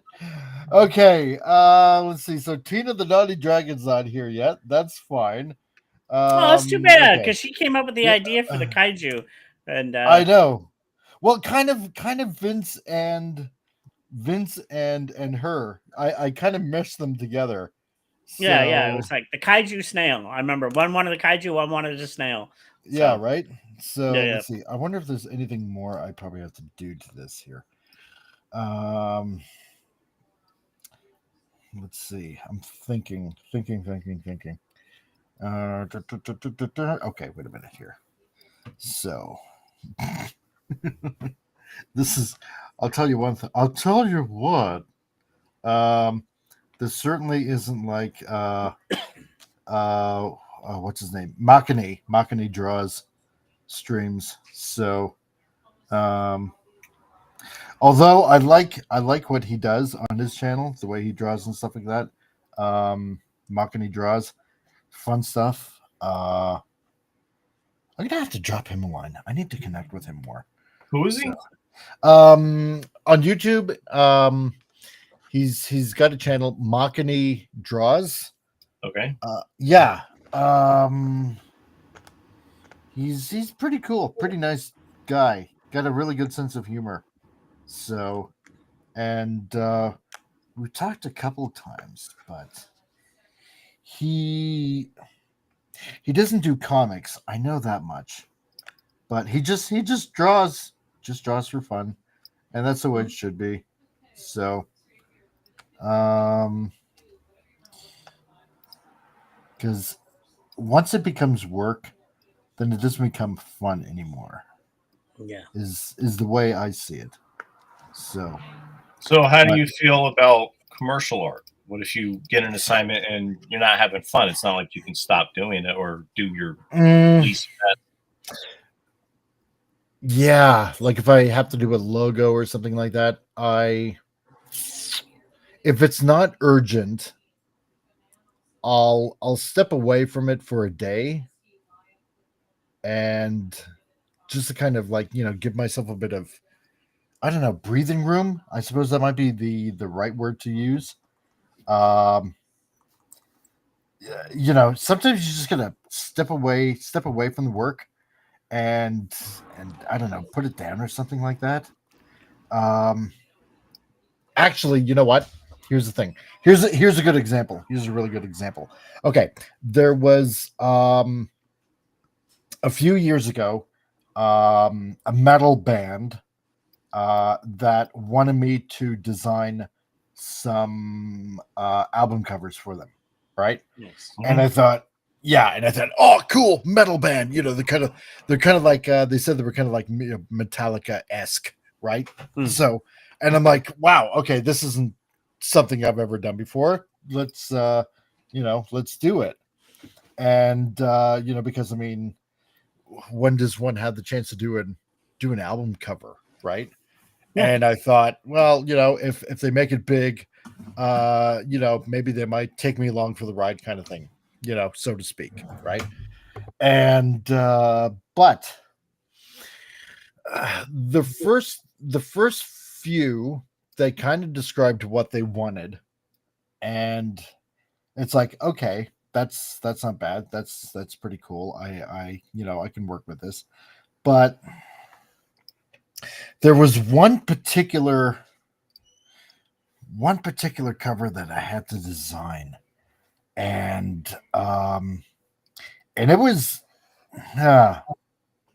kind of dark, like pretty dark, and I was having a hard time just trying to get through it because it wasn't obviously sitting well in my spirit, right? And it basically had to be a how should I put it, like a scene in Hades, so to speak, and souls in boiling lava, and I think in the center had to be this what was it, the Egyptian god Set, with the scales, with a human heart in one side and a feather on the other, like according to Egyptian mythology kind of stuff. And anyway, they had already paid in advance. Uh-oh. Yeah. Oh, then you have to do it. Yeah. Exactly. You had to get it. I had to get it done.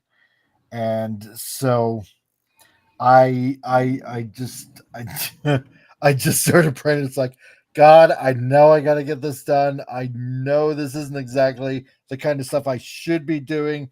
Just, help me get through this. So, and there were several times that I had to literally walk away from it because it's like it's something in your head that goes on that I don't know, it kind of affects you. It's kind of hard to put it into words and in a way, but it's like this wrestling in your spirit that you just you go to a dark place. You go to a dark place that you're not used to. Yeah, right. Yeah.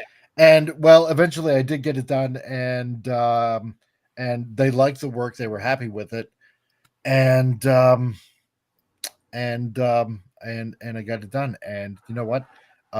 They said they were going to get in contact with me. They were happy with the work that I did. The weird thing is, I haven't heard back from them since.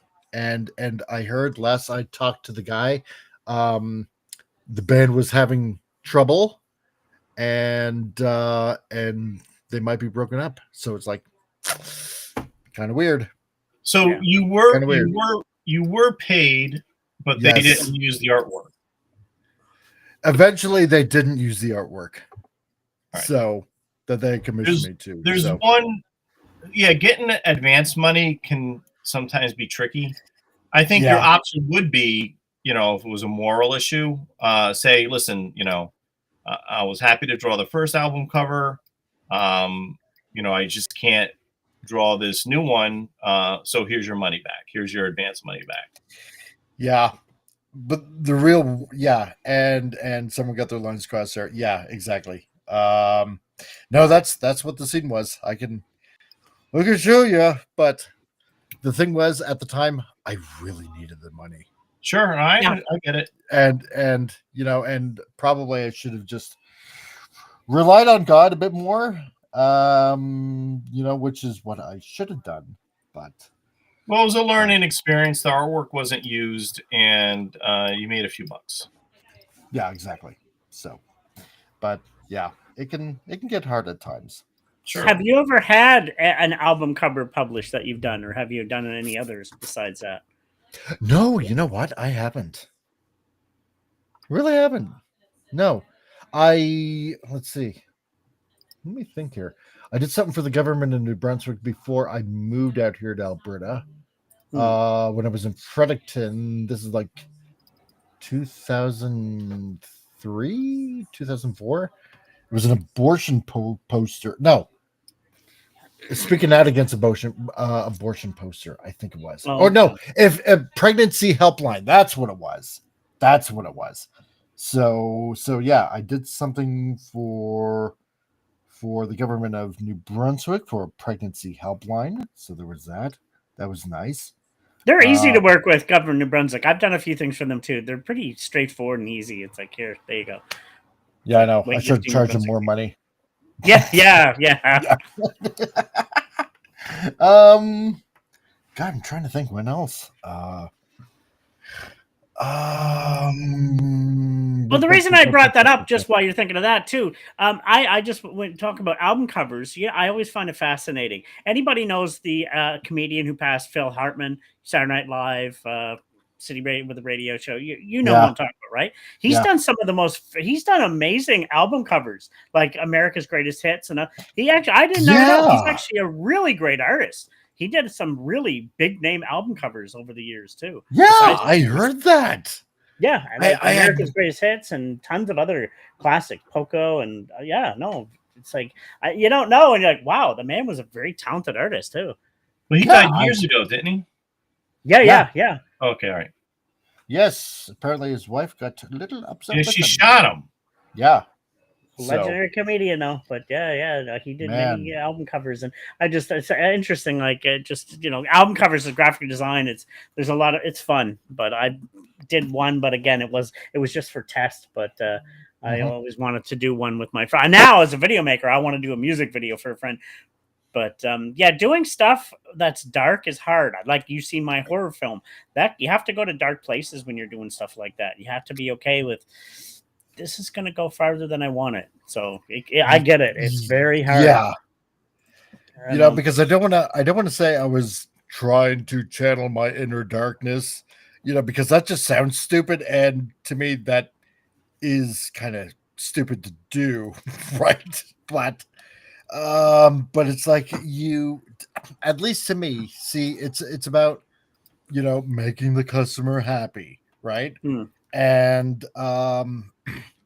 And they give you a description, and this is kind of like, what you have to produce. And when they already gave all the money up front, it's like, okay, well then I'll, and you want to give 150% because obviously it's your reputation on the line. So. Yeah, plus it could be a repeat customer if you do a good job. So Well, I also think when you're a young artist and you're starting out, like any job is a good job. Oh yeah. Well, yeah, that's true. Totally true. Let me see here. Maybe I can. Maybe I can show it. Okay. I know it's kind of weird to be. No, maybe it's not going to let me. No, maybe it's a good thing then. Okay, cool. Yeah. Whatever. I remember. I think I heard this a couple of times. So you guys are familiar with Neil Adams? Sound familiar? Yeah. Mike. Okay, all right. Neil Adams, comic artist. Yeah. Like. Probably like one of the most expensive guys to hire in comics. Yeah. Well, see, that's the thing, because he came from a background of graphic design work. So. Oh, yeah, he did, didn't he? Well, he did. So, but he started, I think he was doing graphic design work, and then he was doing a comic strip, Ben Casey, which was a TV show in the 60s. And it was just beautiful artwork. And then he got into comics, and then he realized, people in comics weren't paid that much compared to graphic design work, where, graphic design companies would, treat their artists a lot better, with a lot more respect and a lot more pay, unlike in comics at that time. So what he would say, and he said this in a couple of interviews that I had seen with Neil, is that when he went to a client, and he actually started a graphic design company, Continuity Graphics, and then he was also publishing comics through that. But he would say if he went and he had to do some graphic design work, he would go see, the client, and then the client would say, what they wanted done. And in his own mind, Neil Adams would figure out how much would that cost me to do? How much time would that take me to do? And how much should I charge? And then he would come up with a figure, and then he would double it. And then he would say, well, this is this is my price. And then the client would say, well, we weren't thinking about paying that much. So can you go a little bit less? And Neil was like, well, I like you guys. So yes, I will charge you a little bit less. So Neil would be happy because he got really the money he really thought he should get for that job. And the guy who hired him, like, he's feeling good because now he thinks that he sort of, made a good deal and, had the company pay less money than they really thought they could. Yeah. So I always thought that was a very interesting. Well, Neil Adams is, I always liked Neil. So he always gave really good advice. So I thought that was really great. But yeah, don't sell yourself short. No, never sell yourself short. Never sell yourself short. And that's pretty much that I do too, right? I mean, if there is some materials that I have to order, then because I get it at a special discount, I put the regular price down, and I charge that price, maybe minus a couple of bucks or something like that, and add about at least 25%. So, because first it has to come out of my pocket if there's materials that I have to buy, and and you add a little bit extra because time and money and all that kind of stuff. Yeah. I don't think I've ever had any real problems working in comics and in animation in regards to money. I've never gotten an advance though, which is interesting. Oh, really? Yeah, like never. I never looked for it. I just did what, I thought things were done. Yeah, you got a page rate, you do the artwork, and then you hand in the artwork and you get your check, a week or two later, or an animation if it's a regular 9-to-5 job, you get paid an hourly rate. And but I don't think I've ever gotten an advance ever. Yeah, I've had that happen a couple of times. Right now I'm dealing with a possible request that I got an email from a place in Hawaii that wanted, what was it like? I funked as no, you didn't fuck as a mod. I'm so confused. Says Snorter Poopers. Okay. They wanted 50,000, 8.5 by 11.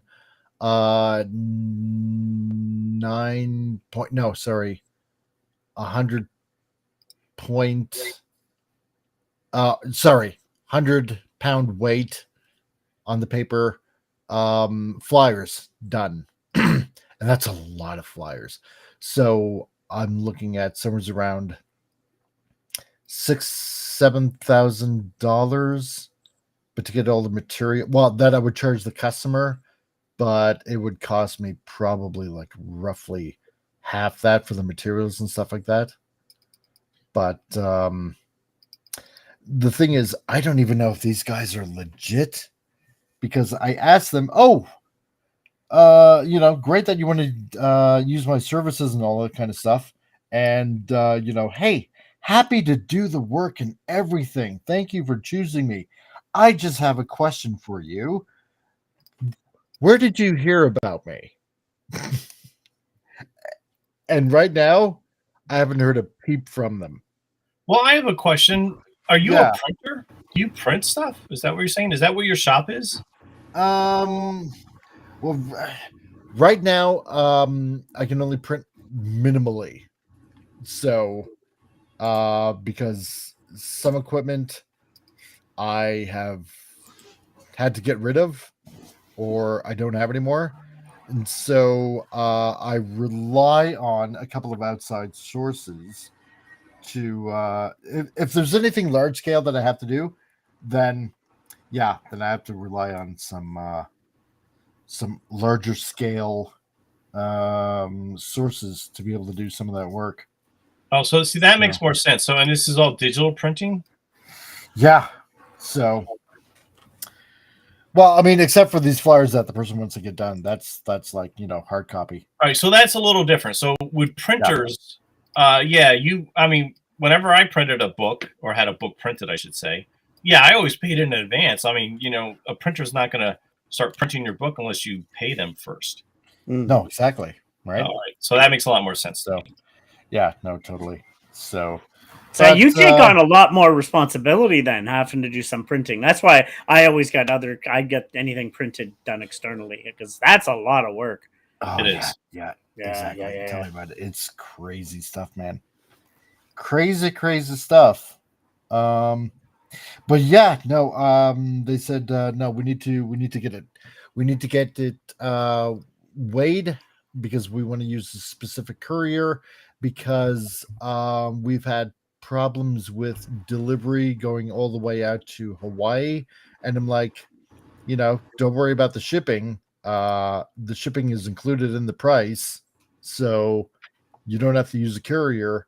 And they're like, no, we insist on using this trusted courier, and I do recognize the courier name, and it's like, we'll pay you in full for everything, just to get the work done. Just try to see how much all of this is going to weigh. And it's like, well, this is really odd that, you want to know how much it weighs. But it's like, okay. Well, it's a heavy paper stock, right? So it is. Shipping cost is going to be more. Yeah, right. So I'm like, okay, fine, yeah. Because I've never had that asked. I never had that asked by me to me before. How much is this going to weigh? And I'm like, because I've done everything pretty much mostly local, so to speak. Like in the Calgary area, so to speak. You can hand deliver it then, Bonnie. Exactly. I can just put it in my car and deliver it. And I've done that a couple of times, right? So, I've never had to worry about that kind of thing before. But yeah, now this is a little bit different. But like especially being internationally too, like if you're shipping from Canada to another place, there's going to be a cost. So, well, yeah. And the other thing is, if I'd done any work for anybody down in the States, it's always been like, some sort of, I don't know, digital artwork of some sort. Like what I had to do with these brothers. I think they were in Kentucky. I think it was the Fino brothers. And, and it's always been like, digital media. So, an email and poof, it's gone, right? Done. But as for shipping, physical media internationally, I've only done that with my scale posters that I've done, and that was it. I mean, shipping plays a huge factor, especially if you're self-publishing comics or graphic novels like I'm doing. It's like you got to factor in the cost for printing and shipping, and you still got to want to make a profit, and then you got to think about, is this going to be distributed through stores, and they usually take half the cover price. Yep. Also, when I sell books, obviously with shipping costs for the graphic novels, or when I sell artwork, Yep. So that's why I don't really ship outside of the continental U.S. because it would just be way too expensive. So for like the sort of being graphic novels, yeah, I think I charge like $4 for shipping, but I send it media mail and it's kind of cheap, so that's actually good. When I sell artwork, I include the shipping costs within the artwork. Well, the artwork's a lot more expensive, so I just sold like a six-page Jughead story for like $200. So I include the shipping costs within that $200, and it just went to California, so that was like $50. So it's not a real big deal. But yeah, you gotta consider all this stuff. Oh yeah, no, totally. Vince, ads for cheap real estate newly available on Hawaii. That's what I hear. Oh, I imagine there's a lot of cheap real estate now in Hawaii and California too. Oh yeah. If you ever want to go to California, and that's not by accident. Yeah, no, it's not. I don't think it is either. No, it was actually for. I got the PDF, and this is what also makes me suspect that it might be a scam, right? It was a flyer designed for a church, but let's just put it this way, and I got no problem with that, obviously, right? It's just the way the flyer looks. It's like somebody did it in Photoshop in like 5 minutes. You know, it's got a cheap look. Now, I don't want to second guess because I know that not everybody is a graphic designer of any sort or a designer, period, right? And I get that, right? I totally get that. But it's just something, again, something in your spirit that just says, this seems kind of suspicious and a bit too cheap to be taken seriously for being a serious flyer, especially if you have to print out 50,000 of them. You know, so yeah. And why hire someone in BC for physical copies in Hawaii? Yeah, right. So, but that was the thing. That's why I asked the person, like, how did you hear about me? And I didn't hear anything back. So that's also a little bit of a red flag for me, you know? Yeah, they probably don't have any money. No, probably not. I meet a lot of people that, you know, whether they're just want to be fans or people that want to own my artwork. I deal with a lot of people that they're just a bunch of wannabes, you know? It's like, like I had this one guy for years, well, actually a couple of years, literally, he wanted to buy my remaining artwork for when I was working on Justice League Unlimited and Justice League Adventures. And we keep asking me about it. I may have told you the story. I had like, I think 10 pages left. And he kept asking me, he would, like every few months, he would send me a Facebook message. He's like, oh, do you still have the pages? I'm like, yeah, I still got the pages. He's like, you know, he's like, how much you want for them? And I told him, and he didn't haggle. And that's usually a clear sign there's something up. And then he's like, can you mail me the pages? I will pay you for half of them next week. Oh, God. After that, I'm like, there's no, dude, I'm like, no way I'm doing that. So I had this other guy who I like, who I know, Brian Blevins. He works with Billy Tucci, really nice guy. So Brian contacted me, and he's a huge fan of this Justice League Adventures stuff and the cartoons. And he asked me, like, you know, do you have any artwork for that? Well, I was like, yeah, I got like these 10 pages. He's like, how much you want for them? I told him, and he paid me right up front. He haggled a little bit, but, you know, and then I sent them out, and that was great. Actually, right now, I have no work made for hire original artwork left. Like, I've sold everything, which is great. Right.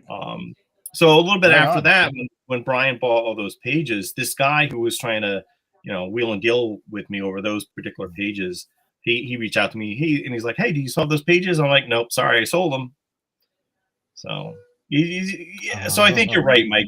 There's something, your spidey sense is going to go off, and something's not going to seem right, and it usually is true. Oh yeah, exactly. And yeah, and I love how you name it, because that's exactly how I name it too, right? Exactly. Like, it's just like a bunch of wannabes, you know. It's like they want to own some artwork, or they want to be an artist, and it's just like, you know, you give them all the advice, and then they, you know, I've met so many people like that. You know, they want to be an animator or artist or whatever. I'm like, oh, you know, do this, do that. You know, read these books, pick this up, and you know, I think they just like the idea of owning original art, or if they, and I know they're different things, or they like the idea of being an animator or a comic book artist. But you got to love doing this, and if you don't love doing this, there's exactly no reason to do it. There's no happy. There's no happy place that you can go to. You know, when you are drawing, when you're having a hard day or you know, or whatever, and then there are going to be some days where it's like you don't feel like drawing whatsoever, and you gotta have your.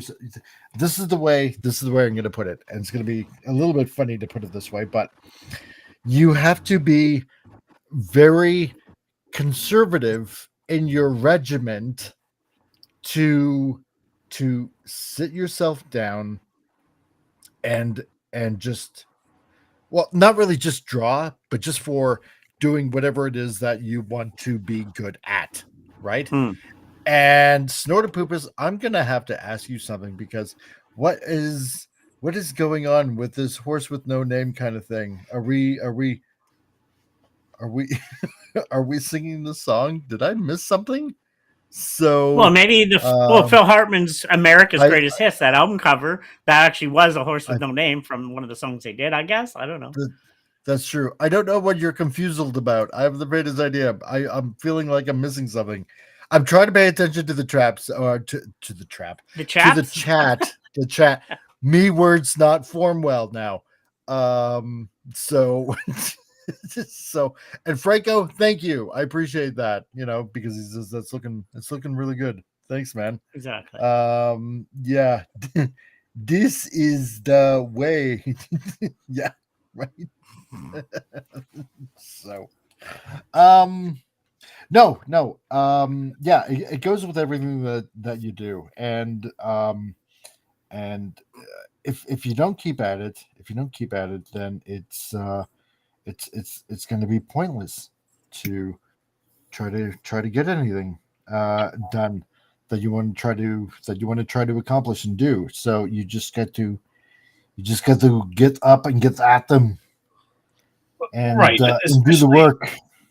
Exactly, especially if it's part of your income or your livelihood or your job, because the idea of starving is a very good motivator.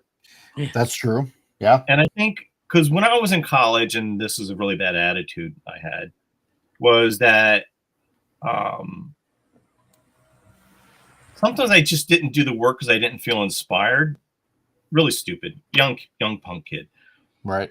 When I started working in comics, I realized, hey, if I don't get out of bed at a certain time and hit the drawing board and getting this work done, these comic book pages done at a certain time, I'm not going to get paid. And there's like 1,000 people behind me who want my job. So that was a huge motivator for me. But I mean, I love drawing. I love making comics. I love drawing comics. And at that time, yeah, I very much loved inking comics and working for these other companies. But yeah, I knew it was a job. I knew I was answering to an editor. I knew I had deadlines, and I had to meet those deadlines. Otherwise, if you like, that's one good thing. Like if you can meet if you're working in comics, or I'll focus on comics, and if you have a deadline, like one of the criterion is that you got to reach your deadlines. Like that's one of the things. Oh yeah, that'll keep your job going, and not to be a troublemaker. So yeah, these publishers like that. So if you can meet a deadline and you're not too much of a troublemaker, that goes a long way. But as I've gotten older, yeah, I'm more of a troublemaker. But I don't work for anybody anymore, so that's okay. You mean don't cause crap online and you may not lose your job? Well, it depends. It depends who you're working for and what kind of crap you're causing, I suppose. Oh my gosh! If you're what a novel idea. Well, hey, when I started working in comics in 1994, so there was none of this stuff going on. No, but nowadays, with identity politics and everything else, yeah, you got to have a certain ideology, or you're not even going to get work. Yeah, you won't get invited to the parties. That'd be really bad. Well, it's true. You're not wrong. No, man. No, I'm not because I've heard stories. You told me some stories, Absolutely. Stuff like that, right? Yep. Yeah. So if you're not in the in club, then no, you don't get to go to the punch bowl. So and and partake in all the festivities. So sure. But yeah, it's all identity politics stuff, which is terrible. But like nowadays, and it's weird because like when I was teaching, and like all these students, they wanted to work in comics or animation, and so when I talked about the business side of things and work made for hire, I had to be a little careful. But I did focus a lot also on self-publishing and create our own stuff. Right. And like when I was in school, like we weren't drawing Spider-Man or Archie, or like we were drawing like our own stuff.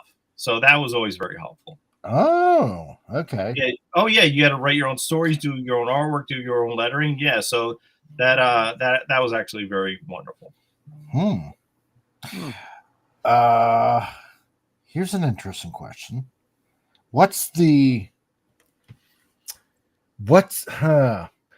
While teaching classes, because you were teaching at the university there. Mm-hmm. What's the weirdest thing that ever happened to you while teaching a class? Oh, I've got several stories. I hear a slight chuckle, so they must be good. Well, one is, so I taught at SUNY Orange from 2010 to 2020. Right. Yeah, and that's when in 2020 20 that spring, the human resources department called me in and scolded me for being a Christian, and that was the last time they allowed me to teach. So the college became very, very liberal. So during that time, yeah, they were promoting all the pronouns and like, you know, a student's preferred name and all this kind of craziness. And well, this one story is kind of sad. I actually have two stories. One is there was a female character who thought that she was a he, and all her classmates refer to her as a him. And just totally messed. These kids are so messed up. They're young. You feed them, you're indoctrinating these kids with all this nonsense, and they start to believe it, and they don't know any better, and you enable this behavior, which is all terrible. Right. So this one student showed up, and I was in the classroom. Class didn't start for another 20 minutes. She just came. I was the only one in the classroom. She just came in. She had a boy haircut, dressed like a boy. She was clearly upset, and she just headed towards one of the corners of the classroom, sat down in the corner of the classroom, just huddled there, clearly upset. So I gave her a few minutes. I don't know what was going on. It's not my business to know what's going on. But I always try to give life lessons when I was teaching. Yeah. Like I gave her a few minutes. I went over to her. I'm like, listen, I can't remember her name. Nicole. Yeah. She wanted to be called Nick. I'm like, so what's wrong? Is there anything I could do to help? Do you need anything? She said no. And I just left her alone, And usually with the college, when stuff like this happens, you got to fill out paperwork and stuff, and then try to get the college to intervene. And it's really difficult to get them to intervene in things. Right. One time, well, actually, I have two more stories. So this is when I was my sequential art class. So I taught sequential art, which is a class on how to draw comics and comic strips, and I also taught design too, and I taught intro to art. So another time in my sequential art class, I had some female students come to me saying that this male student was always hitting on them. And one of the female students was actually married. And apparently this male student, like every class, would go up to her and he would ask her if she was still married.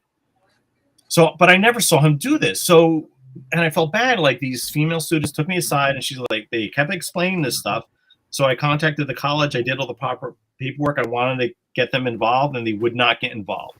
Like with the college, they just rather have problems go away as opposed to like fixing things. Right. So then one time, and this is related to that story, it was between classes. So my students were leaving. Some students from the classes coming in were coming into the classroom, and the same male student went over to this other student, not my class. She just sat down at the table. He went over, started talking to her. Then I heard him ask her if she wanted his phone number. And I just assumed like he knew this chick. So then he left. And then I went over to the student. And again, she's not my student. I'm like, do you know him? And she's like, no, I never talked to him before. So I went after this kid, Mike.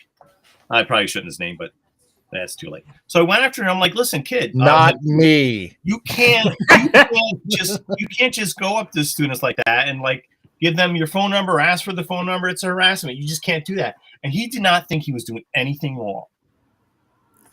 So I had to do some more paperwork.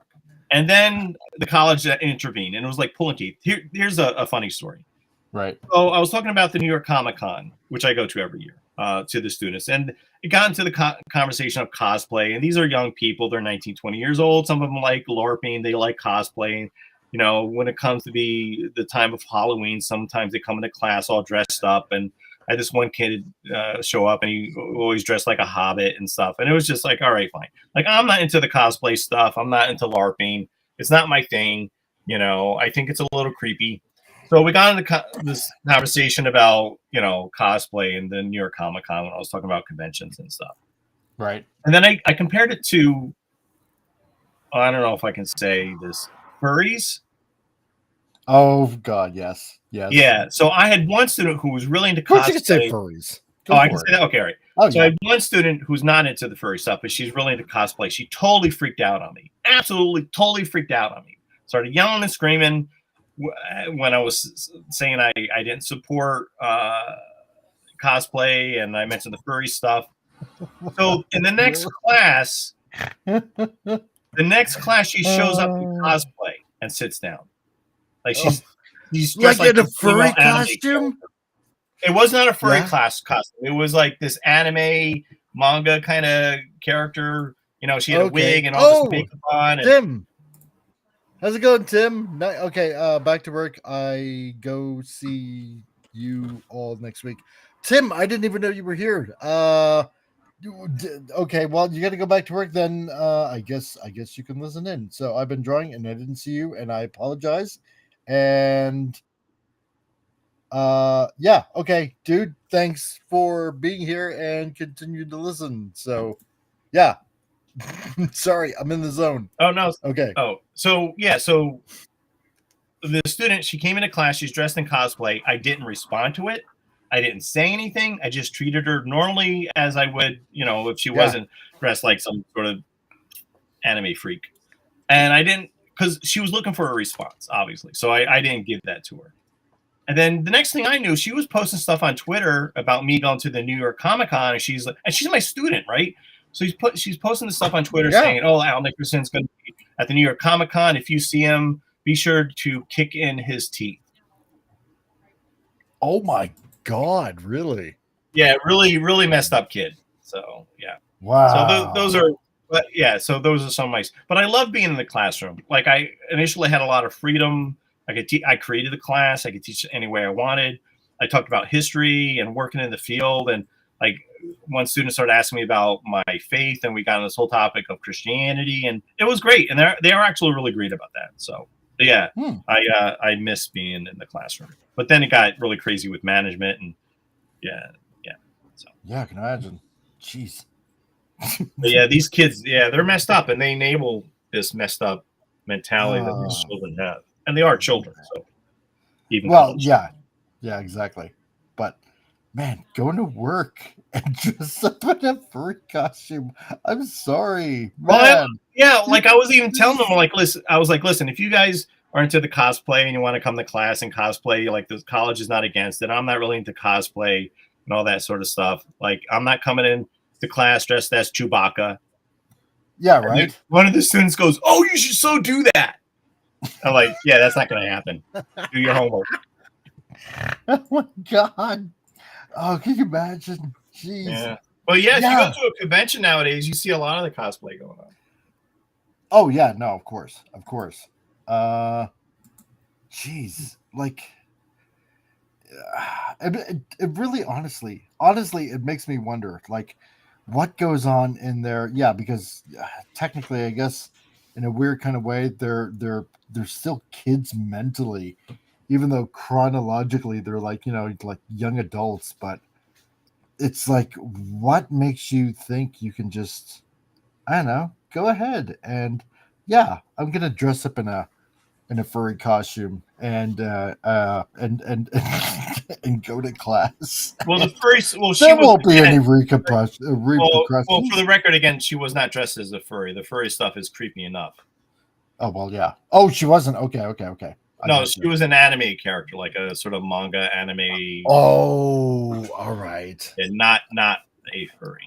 Oh. Now that's, if I might, that's not the part that really weirds me out, though, because I used to work with cosplay groups to raise money for charities. I never dressed up, but we'd had events where we'd raise money for charity, yada yada. But the part is, she wished you harm because you didn't agree with her or whatever. Like, correct. Yeah. What the hell is wrong with people that if you don't agree with them, they want you to have harm? That's what I don't understand. And as what happened recently, these people laughing about what happened, and what is wrong with people that, like, we wish harm, and I don't understand it. Where did we go wrong in society where that's acceptable? Well, because they tell their children and these students that it is acceptable, and that this is the way things are, and if anybody disagrees with you, then you're a homophobe, racist, Islamophobe. Like, I've been called a lot of different things. I was called an anti-Semite, and that really was, I was like, you clearly do not read my work. No, obviously not. That was funny. Tell me why you hate the Jews. But I'm clearly publishing a Jewish girl as the main character. Yep. That's not good enough. Well, they were not reading my work, but they were reading some of the. No, like, actually, yeah, because also, like, while teaching, like, not every class, but every semester in 1 or 2 year classes, the students would have to do evaluations and what they thought of the class, with how things could get better or worse. And what they always fail to realize is that the only one who's reading their comments and their evaluations is their instructor. Like that information doesn't go up the chain of command within the college. But yeah, I had some couple of students, they were like, they were sisters, they were Satanists, and they would wear pentagrams and stuff. And they went on my Facebook page and they just copied all my comments about Islam and religion, and they put it in their evaluation, and they were saying, how do they phrase it? Oh yeah, we hope that Mr. Nickerson gets fired, but he never will be. Yeah, well, the joke's on you, but yeah, see, and then I had one student tell me, oh well, in his evaluation, I read it obviously, but he said that Al Nickerson sounds like a Fox News correspondent. I thought that was kind of funny, you know. So why? Thank you for the compliment. Well, at the time, I took it as a compliment. I'm no longer a huge Fox News fan, but well, no, it was just weird. But yeah, you know, I mean, yeah, we would talk about politics and history, even in my, you know, in my art classes, and yeah, it was, you know, it was fun. Right. Oh man. Anyway, I enjoyed teaching. I never started out with an interest of teaching. I didn't go to college to teach. But yeah, it was a fun experience to talk about a medium that you love, and as a reader, as a fan, as someone who's worked in it for decades, and you know, teaching other young people that have the same sort of similar interest in a form. I gotta ask you, what made you want to teach at a university? It's like, oh, you know, I've done comics, and now I want to teach at a university. Like, how'd you go from like that to the, you know, to the other thing? I always thought that was kind of interesting. Yeah. So I mean, I spent, you know, again, I started working in comics in 1994 and animation, and yeah, I started teaching in 2010.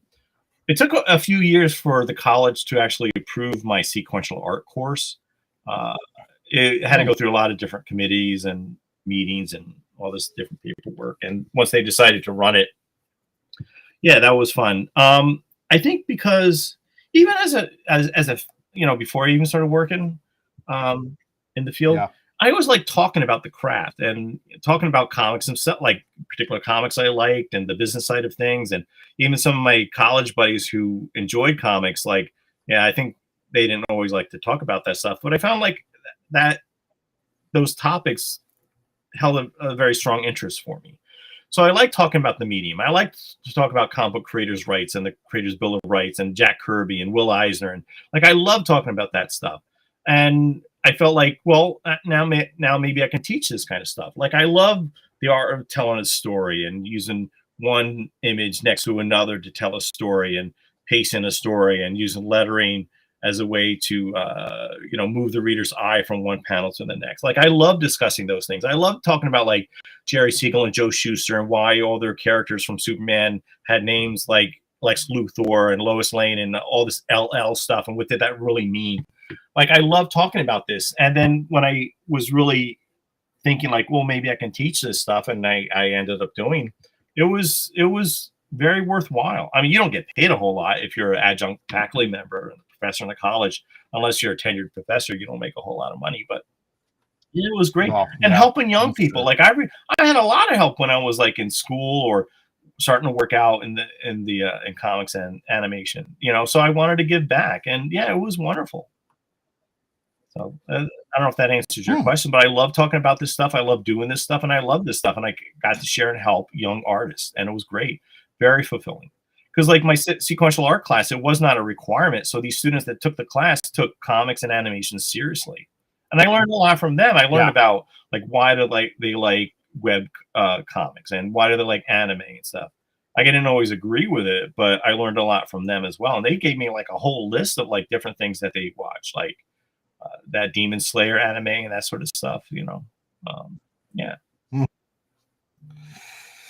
Yeah, it's fun. It's, you know, it makes learning fun that way. If you can share all this kind of history, and hope to God that some of them actually retain it, you know, because I mean, let's put it this way. if you have respect for the history and you hear a lot of story from like maybe firsthand accounts, if not really good secondhand accounts, then those are the stories that you're always going to remember, not from some, and this is going around a lot now, not from some so-called, I like to call them armans that, put out a lot of, quote unquote history that isn't even true to begin with, or it's just skewed and distorted, like, not that I agree with a lot of what Stan Lee did in the industry, but some of them are really way out there. I mean, Yeah. I'm not saying I totally 100% agree with everything that Stan Lee did. Yeah, there were some very questionable things that he did, but he did put a mark on society. And like I said before, I mean, if Jack Kirby was the composer, then Stan Lee was kind of like the DJ, when it came to that kind of dynamic, I think. Right. Well, there's a couple of great books on Stan Lee. Abraham Reisman wrote a book a few years ago called The Rise and Fall of Stan Lee, which is one of my all-time favorite books, not just in comics, but just, one of my favorite books. As the years have gone by, you're not going to get a whole lot of nice things from me to say about Stan Lee. So I'll refrain. But yeah, but promoting people like Jack Kirby or Will Eisner, I think, is always very important. Yeah. Yeah. No, true. I mean, let's put it this way. Everybody has their faults. Everybody has their problems. And we all make mistakes. But as long as you're not blatantly lying about somebody or someone, right? Then you don't need to put that kind of crap out. Or stealing. Or stealing, Sure. Or as I like to call, borrowing permanently. So well, that's nice. Well, you're a nicer man than me, Mike. Well, still the same thing. So no. So Vince, don't steal, borrow. So when you're going to be drawing the spaceship, so there you go. Because they say that what was it? I was going to say about copying, like how imitation is the sincerest form of flattery. So, but yeah, but don't make it blatantly obvious. So, oh man. So I don't know. I'm just kind of fiddling around here. Well, let's be honest. In all forms of art and creation, it's hard to be original, considering how many years, like in music, like, oh wait, that was inspired. You can tell the sounds, or this art was done by that, because we're all inspired by somebody. And a good example I'll say right now, if anybody's ever played the game Destiny, it's an amazing game. You can tell they were inspired by Star Wars, and they openly have admitted. And actually, funny enough, they recently did a release with Star Wars characters in the game. So it's but from the beginning, I'm like, wow, the sound sounds like the speeder bikes, and this was like that. Turns out they all were inspired by Star Wars. You could see this glimmers of, so it's hard to really be original, but we're all original to an extent. It's just, but there's always going to be inspiration of something in something we've done, because it's just the way history goes. We were inspired to, this is our style, it was done by this and da-da-da-da. So you'll always see something in somebody else's work that might have come from somewhere, but that's just the way history goes, I guess you could say. Exactly. And Penny, later y'all, I need a cat nap before going back to church this evening. Not a problem, Penny. Have a nice cat nap. Be well. Yeah, hey, and come on back before you go to church, I guess. So, or after your nap or whatever. So make it a double X-wing. Yes, instead of one X, you make it two X's. and or Just don't go like 3x. Otherwise, it'll be like, ooh, where are you going? yeah, exactly. Be like huge, huge wings, huge triple X wings, or an XX wing. The wings fell off. My God. So basically, that what was a good Franco's telling you is like draw a missile and call it an XX wing. So you can't go wrong with that, with a plain old simple rocket ship, like from the 30s. So, oh my God. That's why I love those old movies, those old 30s, 40s, I guess maybe even 50s movies. Every rocket ship basically looks the same, like every one of them, and they just, you know, with the fins and everything like that, and just flying through space, and it's kind of like. You know, and it was always, you know, the future, but it was always like, you know, like maybe 40, 50 years ahead of time. Kind of like when not Back to the Future, Lost in Space came out, like the original series, like back in the 60s.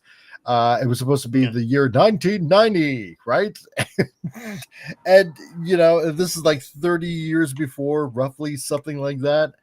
And you just got to laugh at it now. It's like, we were supposed to be flying in space, going to the moon on rocket packs and stuff like that, according to Lost in Space. So, You know, it's funny. Now that I think about it, I think the Enterprise was one of the first ships that started to change the look, because the Enterprise is around for forever. That's really where it started changing and becoming more original, because they were very similar before that. You know what? You probably are totally right. Yeah. Yeah, I don't know who designed the Enterprise, but I do know that when they designed the ship, that it didn't have like any sort of features for landing the ship on a planet, so that's how they came up with the idea of the teleporters or transporters. Yeah. Yes. Like, pretty cool. I mean, this is like, yeah, you know what? Yeah, I'm gonna have to ask. Who should we ask, chat? Let's see. Raquel, she's pretty knowledgeable. Maybe Gary Ambrosia. He would kind of know, because he collects all those movie props. Yeah. Any derivative Jill, she'd probably know. Who's on the Enterprise? I mean, I like Star Trek. I'm just not a deep diver in the Trek universe as some are. Let's put it that way. Same here. I just love space, but yeah, I'm the same way. I don't have much knowledge on Trek itself. Yeah, right. But it seems like that's where they started changing, as that was original compared to what they used to be, like you said. So, did Buster Crabbe play Flash Gordon? Yes. Oh, yes, he did. Huh. Yep. And I think Buck Rogers too. I think. Oh yeah. Maybe. We need a good Flash Gordon. I mean, I'm not saying, you know, the one from the 80s was terrible. It's definitely a cult classic, but I think we need a really good. It kind of was, but I mean, hey, you can't argue that it stood the test of time this long, you know. Well, I like the Flash Gordon animation series from the 80s. Those were pretty good. That was pretty good. Yes, I do remember that. Yeah. I think we just need a really good series kind of Flash Gordon. Like, but I don't know. Let's see. And Vince says, and I still don't understand why they didn't hand the model for 30s and 50s movies up vertically and turn the camera so that the smoke doesn't go up but away from the ship. Yes, right? I know exactly what you're talking about. Oh man, and I gotta laugh at that kind of stuff. I know exactly what he's talking about. You know, you have the rocket ship on a string or something like that. It's supposed to be going like through space or something like that, but the smoke is like going upwards, like you know. And it's like, I don't think space does that, but no. Sure, okay, whatever. It's in the studio, but it's still, yeah. You think they would have like maybe a fan to blow it lightly, so it looks like it's going straight, but oh my god, yeah. I get you. Let's see, Franco. I don't know where I pulled that from. Oh, that's okay. Let's see. Snorted Poopers. Yes, he did. Okay. So, yeah, Buck Rogers on the, what was it, 24th century or 25th? I can't remember now. It was like that far ahead. Whatever, doesn't matter. Yeah, we need to bring some of those good shows back. They were fun. All right. So I'll make this kind of short. Recently, in the last few days, I've gotten a couple of.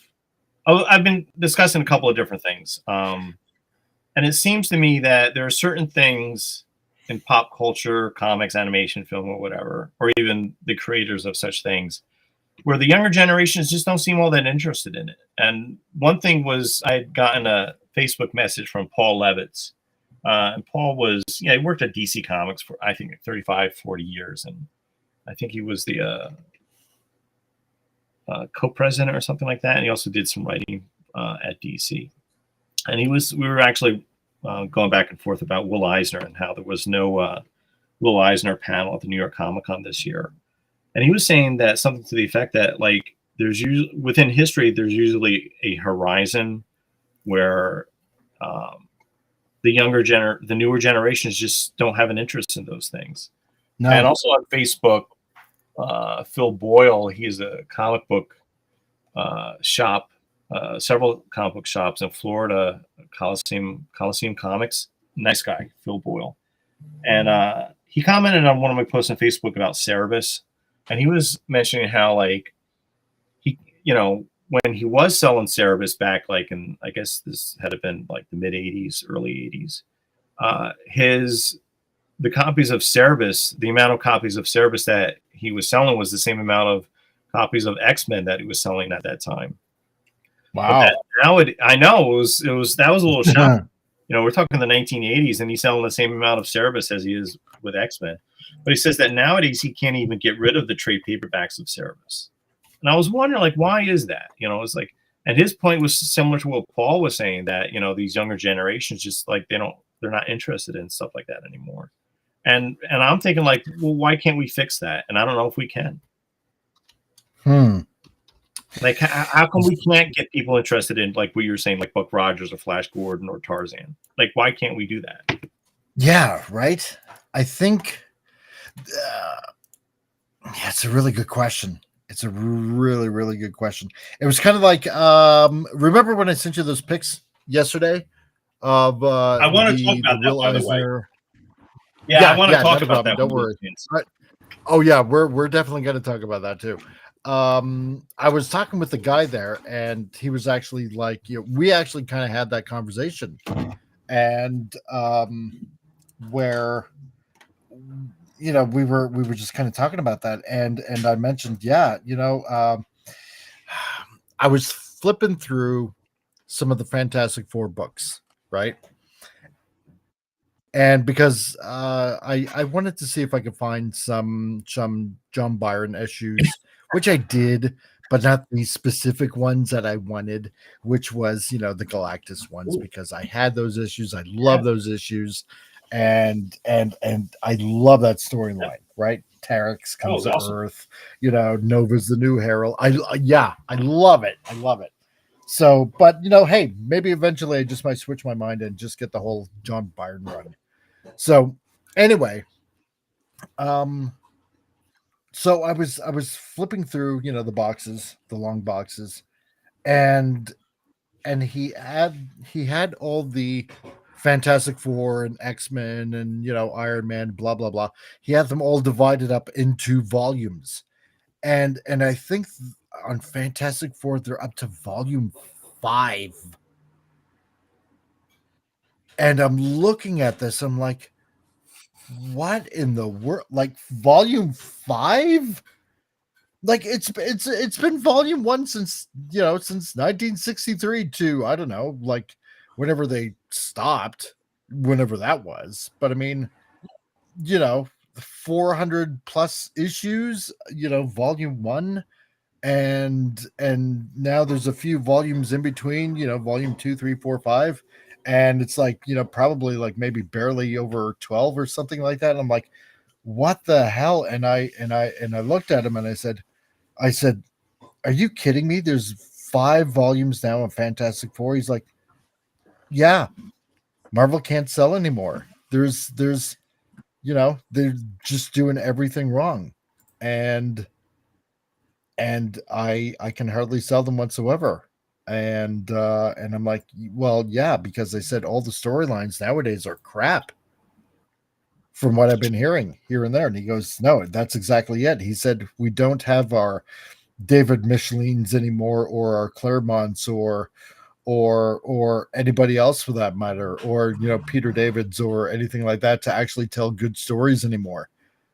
We don't have anybody like that compared to I don't know, Nolan or yeah, like I said before, like Claremont or anything like that actually knows how to tell a decent story. He said, like these Spider-Man ones, what was it? He was telling me about this one Spider-Man run. It took him 3 issues to get to when Spidey actually gets his costume. And it's like, yeah, 3 issues. I have to wait 3 issues for something so ridiculous. And he said, it's so dumb. It is just so unbelievably dumb. And nobody wants to read any of this kind of crap. And I'm like, yeah, because nobody knows how to tell a good story anymore. The reason why kids aren't engaged is because I think I want to phrase this right. I think remember how in the 90s everything was like extreme, right? Everything had to be extreme this, extreme that, right? Like, not just in comics, but like in TV. Like, I think we pushed the envelope so far that now everything seems so milk toast, that it's just boring. Everything is just boring now. There's nothing to grab onto. And I think that's probably why a lot of independent things are just getting a foothold, because they're doing something different. Some of them. And he said, when you're regurgitating the same type of story all the time now, he said it doesn't matter if it's like Iron Man, doesn't matter if it's like Spider-Man, doesn't matter if it's like Fantastic Four, doesn't matter if it's X-Men. He said it just seems like they're just regurgitating the same stories, but they're doing it worse. And I'm like, yeah, that's probably it. And I said, I'll give you one further. There's, first of all, there's no Jack Kirby's anymore. And he says, well, nobody will ever touch Jack whatsoever. And he said, in my opinion, it's just Jack and that's it. There's no, how do you go up against, number 1 like that? There'll never be, there's never a number 2 for, next to Jack. And I'm like, that's a very interesting point. I kind of agree with that. But he said, all the art looks the same. Some are even like stealing art from like other places, or just retracing over, models and magazines and stuff like that. Because I think there was one actual Marvel artist, I think when he was doing like the Ultimates, when Marvel was doing that, he was kind of caught stealing or tracing over artwork from magazines to make it look good. And yeah, so there's no writers, there's no real artists that stand out. There's no Todd McFarlane's, there's no Jim Lee's, there's no, like everybody with a unique type of art signature, you could say, that stands out. Nothing that's grabbing your eye, nothing that's good enough to read, and that's why it's flopping. So, what do we got here? There are number 2s in comics industries number days. Yeah, there's a lot of number 2s. I suppose you could say, Vince. So, But nobody's the number one, you could say. So let's see. And Snorter Poopers, I gotta pay more attention to you. That's right. So he also played, okay, so okay, cool. I don't think I remember I saw those. And talking about Flash Gordon, I almost remember Flash and Tarzan, though. Yeah, right. We remember that kind of stuff because it was, even though it was like an older story, they were still good stories. You know, good enough to like remake over and over and over again, because you know there might be certain elements of a story that they always left out or something like that you wish they did, but they never did. And I suppose maybe that's why it always seems kind of new or newish, I suppose, with Flash Gordon and Tarzan and Buck Rogers and stuff like that. And that's interesting, Vince. I didn't know that they really? tried a new Flash Gordon show in the early 2000s, I think. Oh, I'm gonna have to look that up. That's rather interesting. So, So, well, I don't disagree with anything you said, Mike. Yeah, I think a lot of it has to do with these people running these publishing companies aren't hiring the editors and writers and artists who actually have the talent or care to do the job, and they also don't care about your audience. And there's a lot of reasons why that's all quite terrible now. Well, exactly. In the 1990s, you know, when I started working in comics, and I was doing some creator-owned stuff back then, a lot of the indie guys just wanted to see Marvel and DC comics burn. And I think now they have. So I don't lament over that. We can talk about it and say how the stuff they're producing nowadays is terrible, and it's all very true. But I think it's a wonderful opportunity for independent artists and writers who are doing their own animation comics in particular to do their work and get it out there. So read independent work, read creator-owned work. You don't have to read, like, if Marvel and DC content bothers you, and it certainly bothers me, yeah, just find some indie guys out there, and there's a lot of us out there. Read their stuff and support that. And that's why you want to get Al Nickerson's Sword of Eden. Right, swordofeden.com. Until now. That's right. Gotta go. Thanks for having me. So what do you think, Mike? Tom, do you read anything other than the manga stuff, or what are your thoughts? Well, actually, let me get my 2 cents on what you guys are talking about. Yes, it's definitely support Al's comic. Okay. Definitely. But as a person who used to, when I started working again at the call center, I was making money. I started to collect older series, the Angela series from Marvel, because they bought her rights. Darn it, And then I also the Immortal Hulk. I enjoyed that because I'm a Hulk fan. I was like, okay, I didn't mind that. But notice these series run so short, and then they die. The only one that's consistent, and if we're going to say that they're still running today, are the big ones, Spawn, which that's my favorite. And that still exists. Todd still brings out a good story. He actually puts whatever into, and the artwork is still good. And that's the only one that still lasts. Everything has died. Like I said, the Angel series ran short. The Immortal Hulk ran 50 issues, and then they stopped. And there's so many other ones I've collected over the years that just die. Nothing lasts anymore. And it's just... Yeah, Spawn is the one I still collect religiously. I'm actually a couple months behind, but I pay $25 a month. The comic book shop holds them for me, and then they board them and bag them for me if you pay so much a year. So I'm gonna go pick those up here, hopefully when I make some money here soon. But that's about all I collect is Spawn now. That's all I've ever stuck with, because everything just dies out. Marvel and DC both just don't have anything that are lasting anymore. They don't just they like so many issues. Like, I'll give Todd credit. At least Spawn is up to, I don't know how many issues now. And that's been running. You're the one who introduced me to Spawn, actually, Mike. I can say that. So it was just, you did. And I was addicted ever since. So, but it's still running to this day. Everything else dies. It just, and then it goes. So, and let's be honest. I'm such a bad influence. Stick to the message. They've got to have this message, I find. The two big companies. They want the message. We don't want that. We've already proven. The movies prove they don't want that. The comics that they don't last, we don't want that. You figured they would learn, but they don't. No. Learn? I know that Todd McFarlane is doing a lot with the company, but is he still writing and drawing the Spawn comic book? He's got other people working for him. He might do some stuff here and there, yeah. But by the way, he's got to hurry up and get that movie out. Damn it, do it now. He's still talking. He's still talking about it.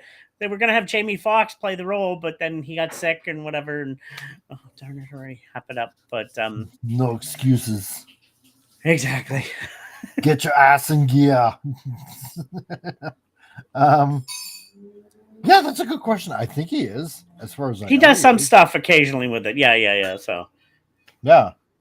So Well, the last one thing that I saw Todd McFarlane draw was that Batman team up. I remember that. oh yeah, the one way back when. Yeah, that was pretty good. No, book. 2 years, like it was like 2 years ago, 3 years ago. Oh really? Yeah, it was. Oh, a they new did one. it again. Oh, okay. Yeah. No, I didn't even see that one. No, because I remember the Oh. old one they did years ago. I actually have that somewhere here. Sure. Yeah, there was 2 of them. So there was the Image one, which was written by Frank Miller and drawn by Todd McFarlane. Then there was a DC one. Can't remember who worked on that. And then like 3 years ago, there was a new one. It was inked by Todd McFarlane, but drawn by Greg Capullo. And it was a Marvel DC, or it was a DC Image book. Yeah, it was like the characters meeting again, but it was like retconned a little, like they never met before. So that it wasn't really good, to be honest with you, but I got it. Okay. Let's see. Not to be confused. Okay, so Snooty Poop is outside of Spawn DC Comics, I did get a Lacuna. short run series of Elric. If anybody's ever read the novels, Elric, they actually did some more they did some more comics based after it, and I did get those. It was last year, so but that's about all I really, Yeah. Let's see. Vince says technically Hamas resurrected G.I. Joe, and he continued where the last comic left off. Yeah. Oh. Yeah. No, that's true. Yeah, I remember that. They keep on continuing it. They're at issue 320 right now. Yeah, over at Image. Yeah, because now that IDW lost it, for a little over a year now. So Larry Hama, he's still continuing it. So, and at issue 320. So the since Marvel, right? That's a continuation. As Vince, correct me if I'm wrong. I'm pretty sure that's still a continuation from the Marvel books. So, and not to be confused with the Energon Universe G.I. Joe. No, that's true. Right. So, Larry Hama's not that certain group. Yeah, exactly. So, I can't believe Larry Hama's still doing G.I. Joe. Jeez, that's crazy. Yes. Okay. So I'm right. All right. Awesome. Sweet. Yeah. But I do want to talk about your trip to the comic book store, Mike. Yes, that's right. Yes. Go ahead. Oh, just before, let me give you guys a heads up. By the way, script and plot is still done by Todd. Currently the art by Brett Booth. So that's the most recent issue one I got. Really? Brett Booth? Wow. Yeah. Huh. I mean, he's an old guy. Well, I guess he's an old guy now, but I remember him from the 80s. I think it was an inker. I remember liking his artwork. Brett Booth? Yeah. No, I'm pretty sure he was a penciler. Was he? Okay. Yeah, because he worked with over on Jim Lee's side of things. With that's right. Wildstorm. Whiplash, wasn't it? Yeah, Whiplash. Yeah. Oh, that's right. Yeah. Yeah, because he co-created that. I think with Jim Lee's partner at the time, Brandon Choi, or co-created it with Jim Lee. Right. Maybe. So, yes. Absolutely. Yep. Mm-hmm. Yeah, I like his artwork. I've always liked his artwork, especially on Whiplash, because I ended up getting the issues of that. So, really, him. That's interesting. I had no idea. So, okay. Anyway, so trip to the comic thing at the Calgary Farmers Market. Yes, Al, you were inquiring. Yes, please tell your story. So this is a comic shop, or you said it was? Well, no, it's not rather a comic shop. It's in Calgary. We got a few farmers markets, right? But flea market. Yeah, of sorts, right? But they're better. Let's put it this way. So, there's a bunch of booths. It's like, big building, and you got the beautiful smell of meats all over the place, and especially buffalo, and it smells so good. You got like all these ethnic foods. You got like Turkish foods in there, Ukrainian food. You got these great, awesome food smells. It's just so beautiful. Anyway, and then you got a lot of other booths, people selling, like figures, records, blah, blah, blah, blah, blah, movie posters. And this one guy, he has this, one area, he sells a whole bunch of comics in there. So whenever we go to the farmer's market, whenever we, make it there in time, because it's only open till I think like 10 to 5 or something like that. You try to find maybe a couple of back issues that look interesting and stuff like that. So we just got to talking, and I went in there because he has a bunch of independent issues from a lot of other stuff. He's got a few Zap comic books from the 70s. Uh-oh. Yeah. And for those of you that don't know, Zap comic books, they can be a sight to behold. They're underground comics, and I think, was Robert Crumb part of the Zap stuff? I think so. I'm pretty sure. Yeah. So that got us to talking.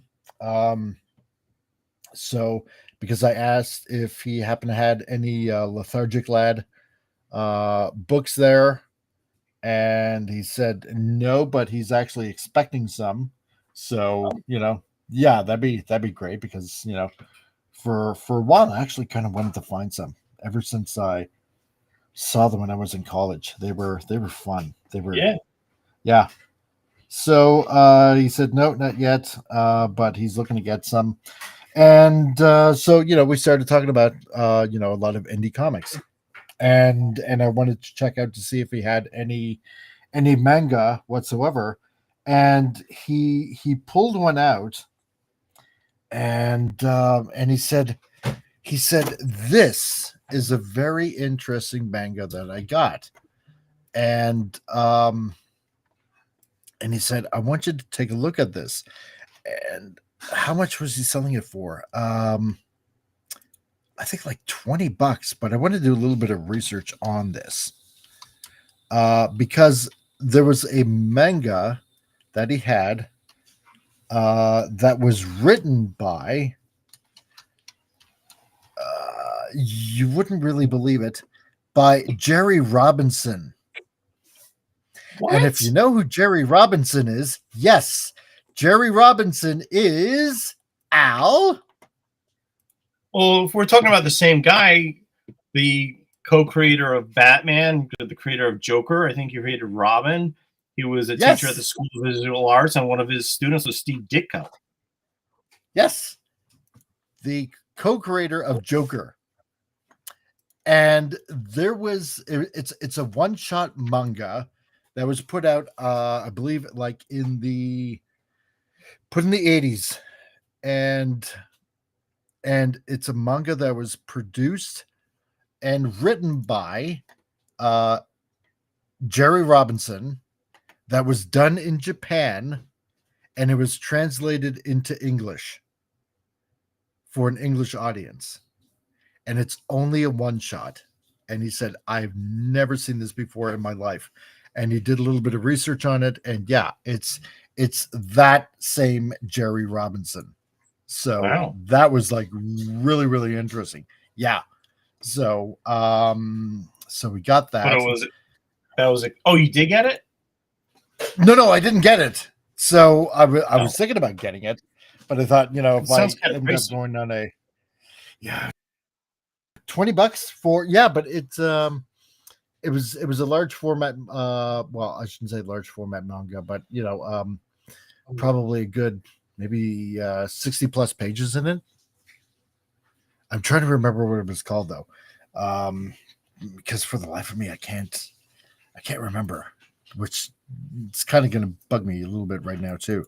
So, let's see, unless I search it, Jerry Robinson,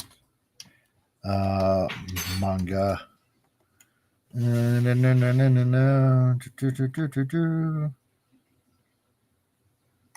forget it. It's going to take too much time. Search. Anyway, it was rather interesting. Maybe I'll get it when I go back. And then let's see. We were going through. There was a couple of those Will Eisner. They look like magazines, Right?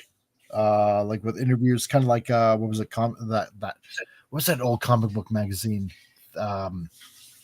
Magazine that came out. It was like full of interviews and stuff. Wizard? No. This is like way before Wizard, Oh, like wow. like in the 70s, 80s. Right. So there was it was like magazine size. Right. So in the 70s, Warren Publishing published a lot of magazine-sized black and white books, like on like Frankenstein and Dracula, and a lot of horror stuff, creepy and that sort of thing. And then Jim Warren was publishing some of the Spirit stuff, some of Will's stuff, reprinting it, I guess. And I think the copies that you saw were the Dennis Kitchen versions of the same sort of format of the Spirit. Yeah, I think so. So, but they seem kind of pricey, because you reached out to me and you were wondering if you should get it, but they were like $20-something each. Yeah, Canadian. So I didn't know exactly how rare they were or not. So, or if you didn't have them, I thought, well, maybe I'll pick you up a copy. So, well, they were very expensive. So I have a local retailer who supports my work, and he's sells my books, and he buys a lot of artwork from me, and they're great. So I always told him to keep an eye out on any of the Spirit stuff that comes through the store, like the old books. But yeah, he told me, I think like 10 or 12 copies of some of this Spirit reprints. Well, they're original back in the 70s and early 80s by Warren Publishing and Kitchen Sink Comics. It was like, the Will Eisner stuff, the Spirit in black and white, magazine size stuff. And at the time, Will was also doing the covers, like new covers, and he had new content in there, and some of them as well, where like from some of the graphic novels that Will was working at the time. And yeah, my retailer, he had like 12 copies of this. I one of the ones that you had shown me on that you saw at this, the one that you're just talking about.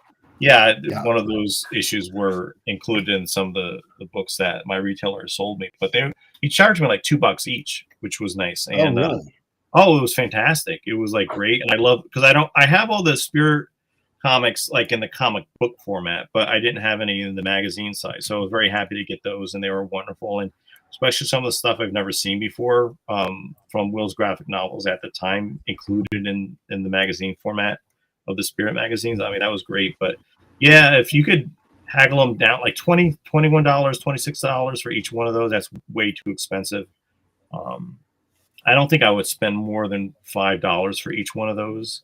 But yeah, I love them. If you could talk them down a bit, that might be worthwhile. But the thing is, like we were talking earlier, I don't know how much interest like a lot of young readers have in this kind of stuff. Yeah. So $26, it seems kind of pricey. Yeah, that's kind of why I didn't grab it.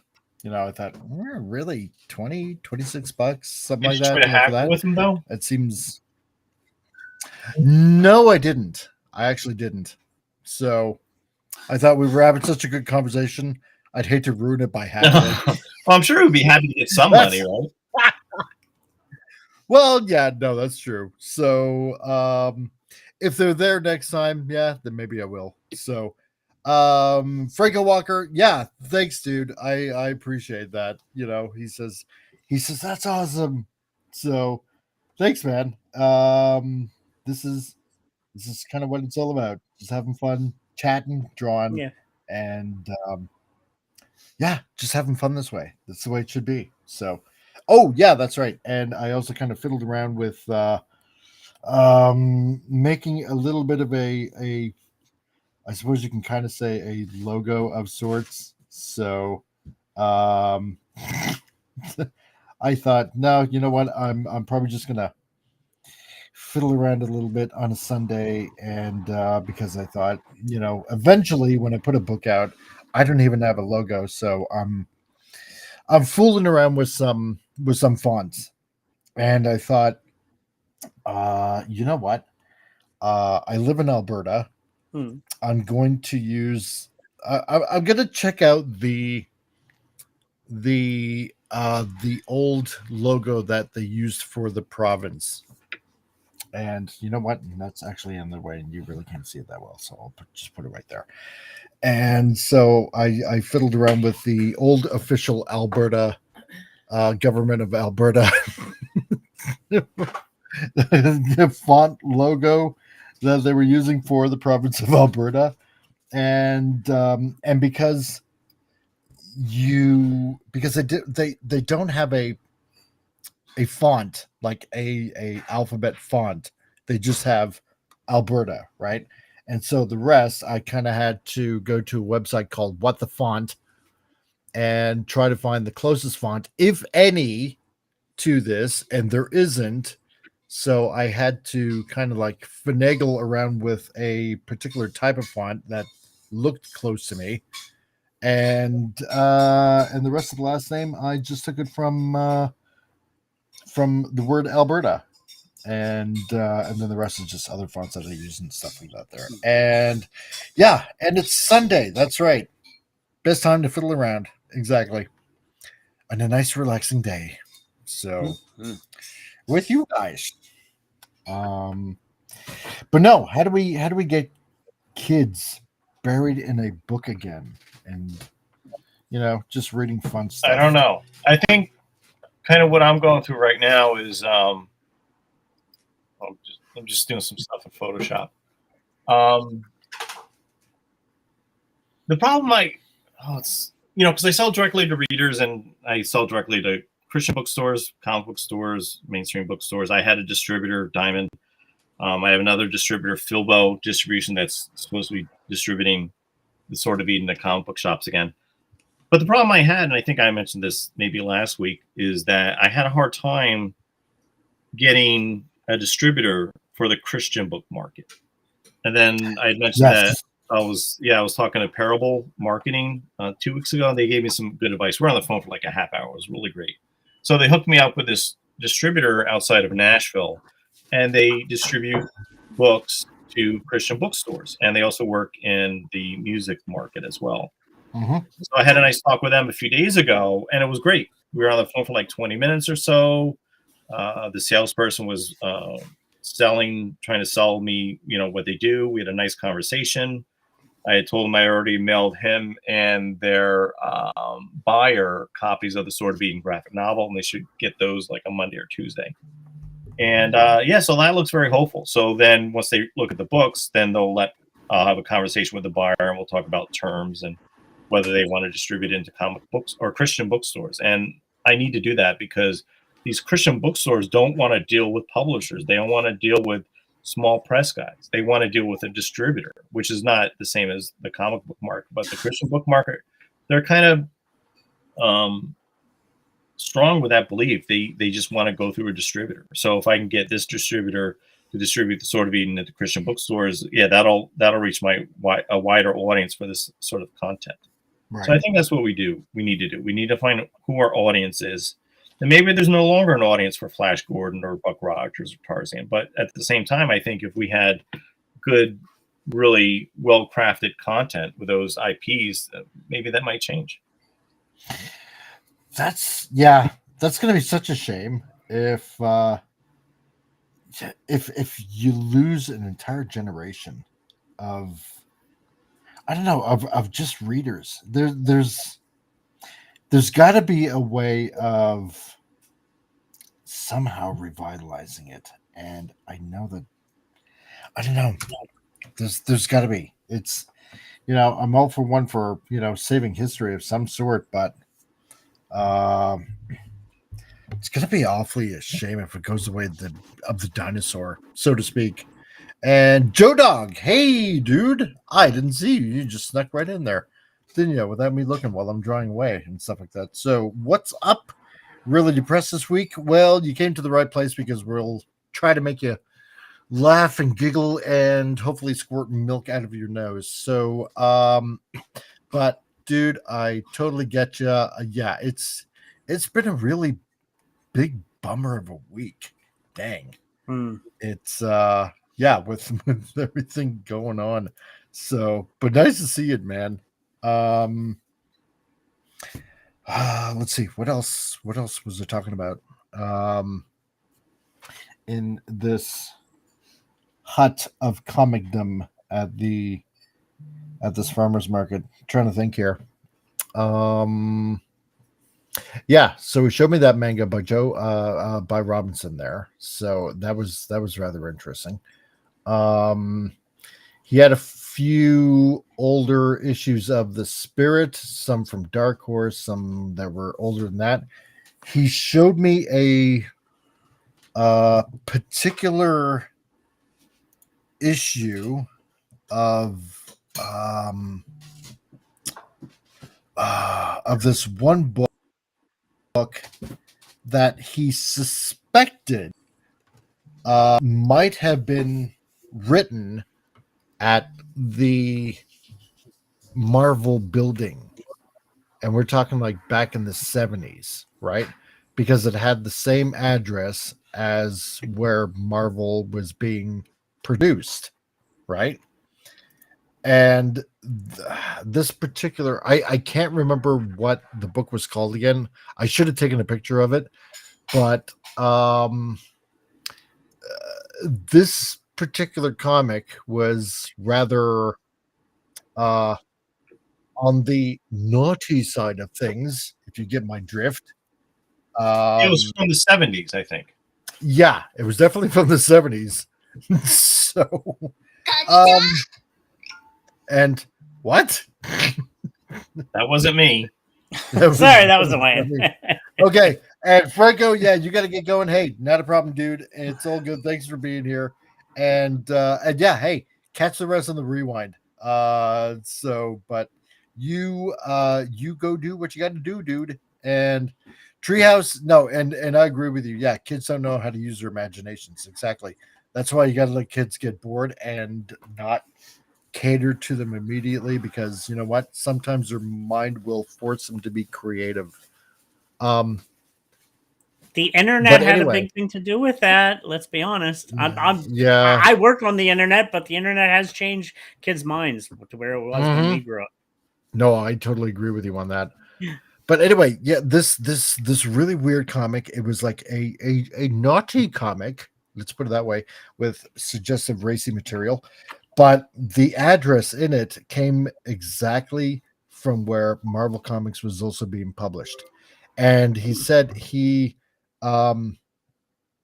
thinks that this was produced on, like, you know, one of the top floors, like above where everybody else at Marvel was working at.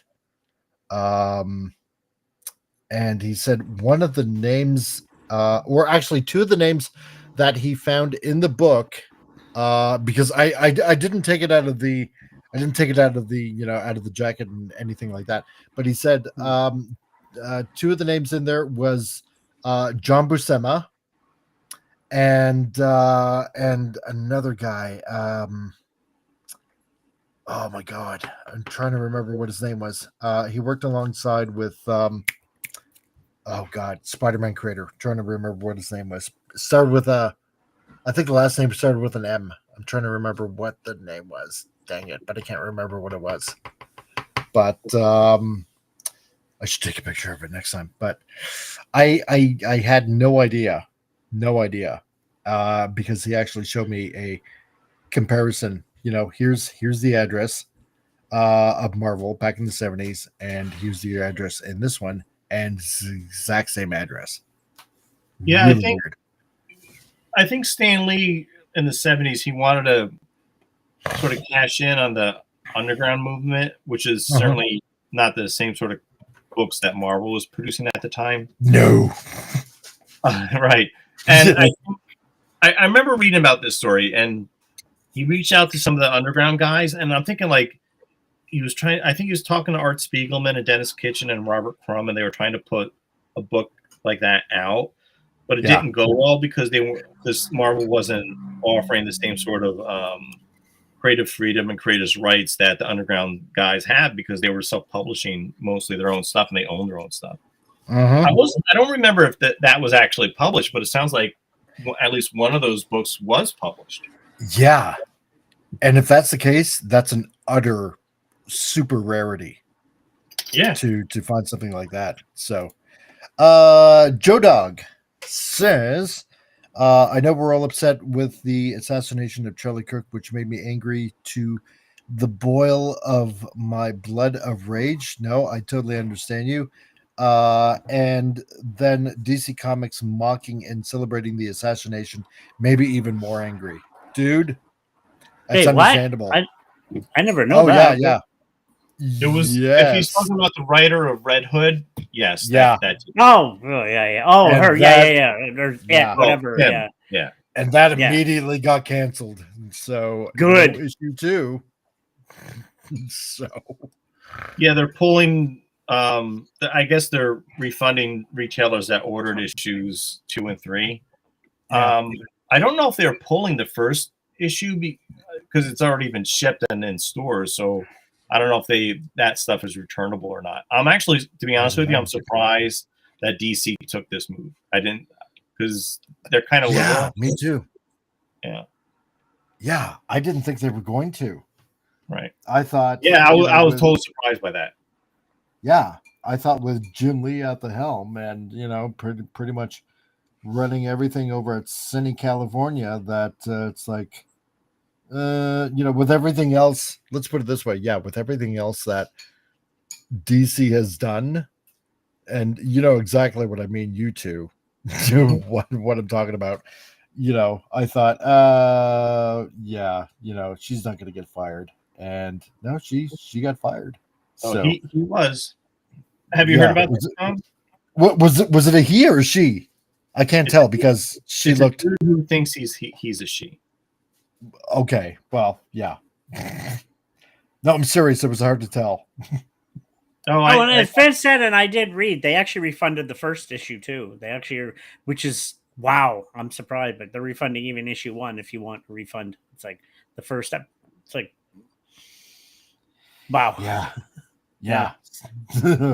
So many people getting fired. It's weird because. By going online and seeing the reaction from many people about Charlie Kirk being murdered, we're starting to see where people are where the line's drawn and whose side everyone is on. Yeah, I noticed that even some of my sort of liberal kind of friends that I'm friends with, who aren't really too fringy, they've been silent about a lot of this. People like me, who's way on the right, I've been vocal about it. I've been very upset about this. People who are way on the left, like this writer from the Red Hood, have been very vocal about this and saying some really terrible things. But ultimately, people who speak their mind, well, I'm referring to in America, I don't know how it is in Canada, but people who speak their mind, we still have the First Amendment, freedom of speech, freedom of religion, and freedom of the press. You shouldn't be shot for speaking your mind. I mean, that's just terrible. Well, no, exactly. Because that's essentially socialism right there in a nutshell. Yep. Precisely it. Do you have something similar in Canada where you can speak freely, or is there limits? We used to. Yeah, we used to be able to. Yeah, go ahead, Tom. Yeah, our liberal government killed it. We all know Mr. Trudeau is the one who's changed things around, and we can't post on social media and news articles anymore. Oh, it's because of Facebook. No, it's not because of Facebook. It's because of new laws passed in our country and our freedoms of speech. We don't really have yes, we do to an extent around some other parts of the world, but we don't. We really don't have total freedom of speech anymore. If we say something that's against this or that, you can be arrested and put in jail, which is disgusting. So it's pathetic. Yep. No, it's true. What was that bill? Bill C? Was it Bill C-16 or 69. something I'm to trying that. remember. They It kept had on a blaming, 6 in oh, it. Facebook was going to charge us money. No, it's nothing to do with that. It's your bills that No. you were going to protect the WEF, which is running our country. I know, but yeah, it's we know what it is, and that's not even getting conspiracy theories. We know what's going on in our country, and it's sad. So Yeah, it's kind of nice to know that, you know, everybody that's been named a you know, conspiracy theorist has been pretty much immediately proven true yeah, on you know, on several issues. I just wish it just kind of wasn't, you know, this way, that somebody had to pay for their life and now their kids totally do not have a dad. And they're little, like a little boy and a little girl. I mean, but the venom that the other side is spewing out over Charlie Kirk is insane. yeah. It's Yeah. absolutely disgusting. Yep. And now they're trying to make it look like the shooter was conservative and he was MAGA. And Well, that's what they said at first, but his dad Yeah. turned him in. So his dad called their minister Yep. and had a connection with the FBI, and that's how they caught this kid. And Yep. then the kid was living with another dude, and this other dude is a dude who thinks he's a she as well. Yeah, trans. So, you know, so let's just call it what it is. Basically, it's another liberal that ended up shooting another conservative. Right. So, I think in a nutshell. yeah, I think there was a lot more involved in this. I think that, how can I say this? Because I tend to be fringy. You know, I'm not quite on the What? QAnon level, but I'm close. Yeah. This wasn't just one kid upset, and I think he was the lone shooter, but I think there were people involved trying to make sure that he got done what he did. It was because there was talk about like some mysterious, like some questionable people showing up at his residence and in the neighborhood, and this was all planned out by other people and trying to get this kid on board. But it's the same thing with the in Butler, Pennsylvania, with the guy who shot President Trump in the ear.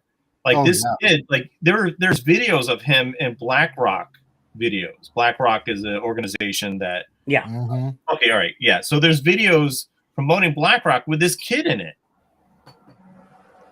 Like there's it's all and you know, I don't know if you follow American politics too much, but well, we're in Canada, we have to, so because we have lack of that kind of entertainment here. Oh, okay. Yeah.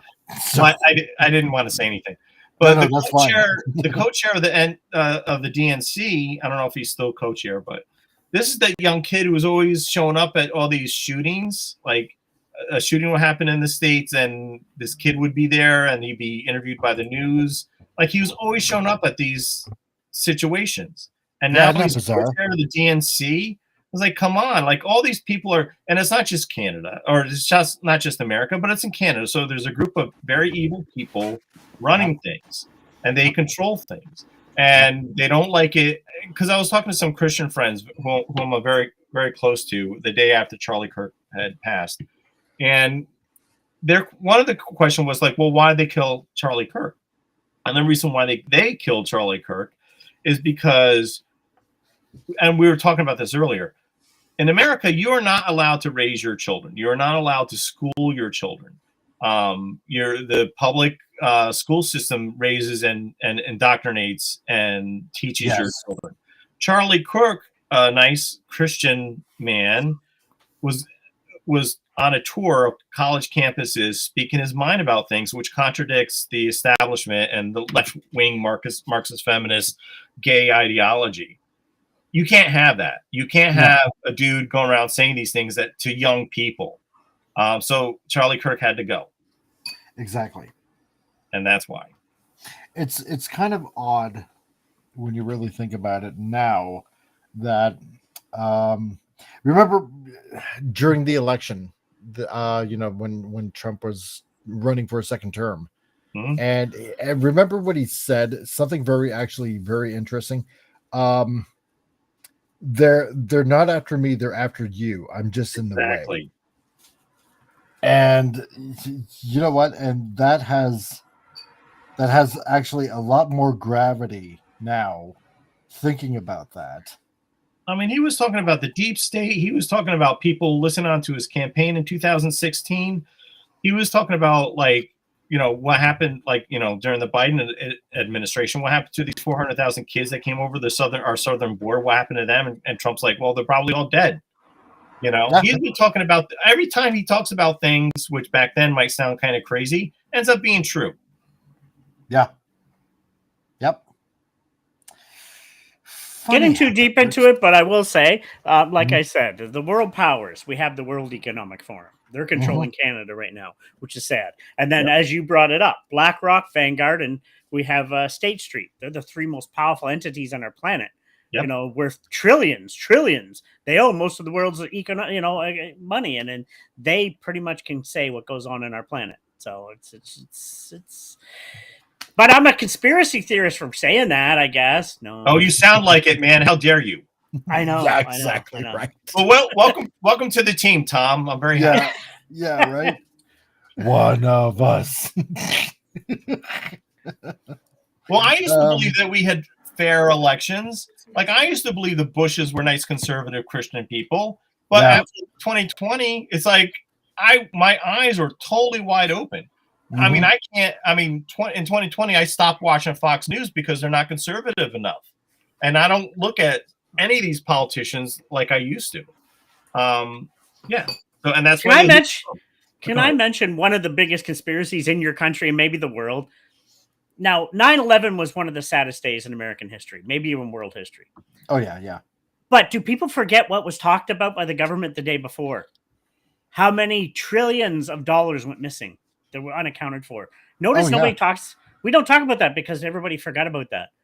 Do people remember that they actually said trillions of dollars went missing? But then the day after, are you talking about the gold or actual currency? No, I guess there was unallocated, like billions, trillions of dollars. They said that went missing. Like in the day before, there was a big, and it was on the news. But then that was forgot about because 9/11 happened. So yeah, there was. It was like, I totally agree with you, Tom. And I didn't always have that perspective on 9/11. A lot of it had to do with so I lived in Jersey City at the time, and I saw this happening. I heard the first plane hit. I saw this happening, and it was terrible. And for years, I believed the narrative that was given us, that it was just Al Qaeda, Osama bin Laden, Khalid Sheikh Mohammed, and that's it. And I had friends that were kind of more fringy before I was, and I learned a lot from them. So I think that the alphabet agencies in the United States government with the White House were working with Al Qaeda to facilitate 9/11. And the reason to do that is to get us in another war. You have people like BlackRock, and they make a lot of money from war. And there's video. I saw this video the other day. So I believe that all this stuff. I believe all this sort of stuff. But there's one thing was that, so there was World Trade Center building number 7, which collapsed on itself as well. It was not hit by right. Oh, so you know what I'm talking about. It wasn't hit by the plane, but it was on fire. And this building pancaked just like the World Trade Center did. Like, how did that happen? Exactly. Oh, I've studied on 9/11 myself, and none of it makes sense. A lot of it doesn't. You know, like, why did everything collapse perfectly down? That takes so much pristine thing to have those buildings topple the way they did, perfectly straight down. Right, but it's funny that it was even reported even a day before that there were these mysterious maintenance people that had to check the girders on that specific floor at that specific time, like 24 hours before the buildings went down. Oh my. And as you said, Building 7 wasn't even near it. And why did that building? And we could see the video of Building 7 on fire. But Tom, is that the same building where they claimed there was some gold stored, but after 9/11 it was gone? I think I read on that too as well. But that actually, like I said, I can't find it. But there was actually there was a thing that the government was talking about trillions of dollars. This happened on the 10th, September the 10th. And they did this thing, and there was the government talking about how trillions of dollars went, allocated. They couldn't find it. And then the day after that happened. So it's like, I believe all you said. I absolutely 100% but for decades I didn't believe this stuff. I thought it was just crazy talk. Yeah, no, exactly. It's and it was kind of the same way when that happened. My wife was going to college at the time when the 11th happened, and what was it? I was driving back home at the time, and it was on the radio. It was just chatter on the radio at the time, right? And that planes, and they said planes, right? They didn't say jets or jetliners or anything like that. They said planes, right? And I'm thinking, a Cessna, a little Cessna or something like that hits the World Trade Center. And I'm like, oh, well, that's too bad. That's a real shame. I wonder why, a couple little planes would be driving, flying in New York City like that. But then until I got home, and I'm like, holy crap, this is such as planes. It's planes, right? Yeah. And I'm like, but I didn't. It's like every one of you, you weren't awake to the possibility of, the quote unquote conspiracy theory stuff. No. You didn't think it. You just thought, okay, yeah, bad guys did this, and bad guys are going to pay. And, and not until you start listening to what a lot of people would consider like, fringe kind of, stuff out there. Then your eyes start really opening up, and then you realize it's like, yeah, our government is not exactly for us. They're just for themselves, man. And we're not in their club, and they couldn't give two craps about us or our lives or anything else, as long as they get through this life with everything that they possibly want, and by bleeding everybody dry. And now I've turned this probably into another segment of it's getting deep. Yeah, exactly, right? Like I've turned this drawing stream into conspiracy theory night. Think about it. I always bring this point up. Minimum wage was created originally years ago to help people that are struggling, but they can still make a living. Minimum wage is a joke now. I mean, so oh god, yeah, tell me about it. Yeah, it's not meant for any. You can't live off minimum wage. People I know that have 2 or 3 jobs, and they still have to go to the food bank. So the system is meant to fail now, and that's why.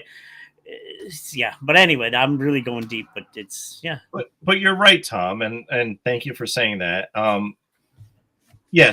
in regards to 9/11, I think our government was working with Al Qaeda to have this thing happen, but.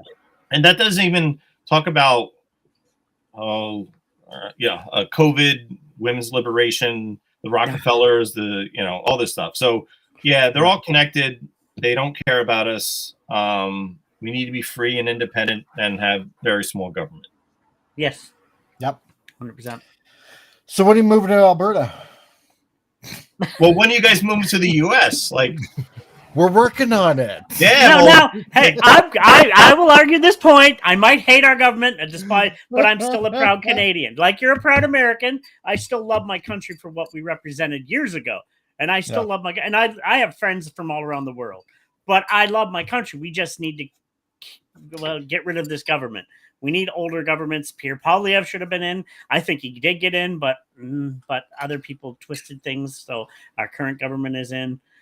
I'm sorry, it just seemed too weird that people voted him in, and we know how bad they previously were. But anyway. Oh yeah, no, exactly. Yeah, exactly. Yeah. Oh yeah, no. Where are you, Tom? Are you in Alberta as well?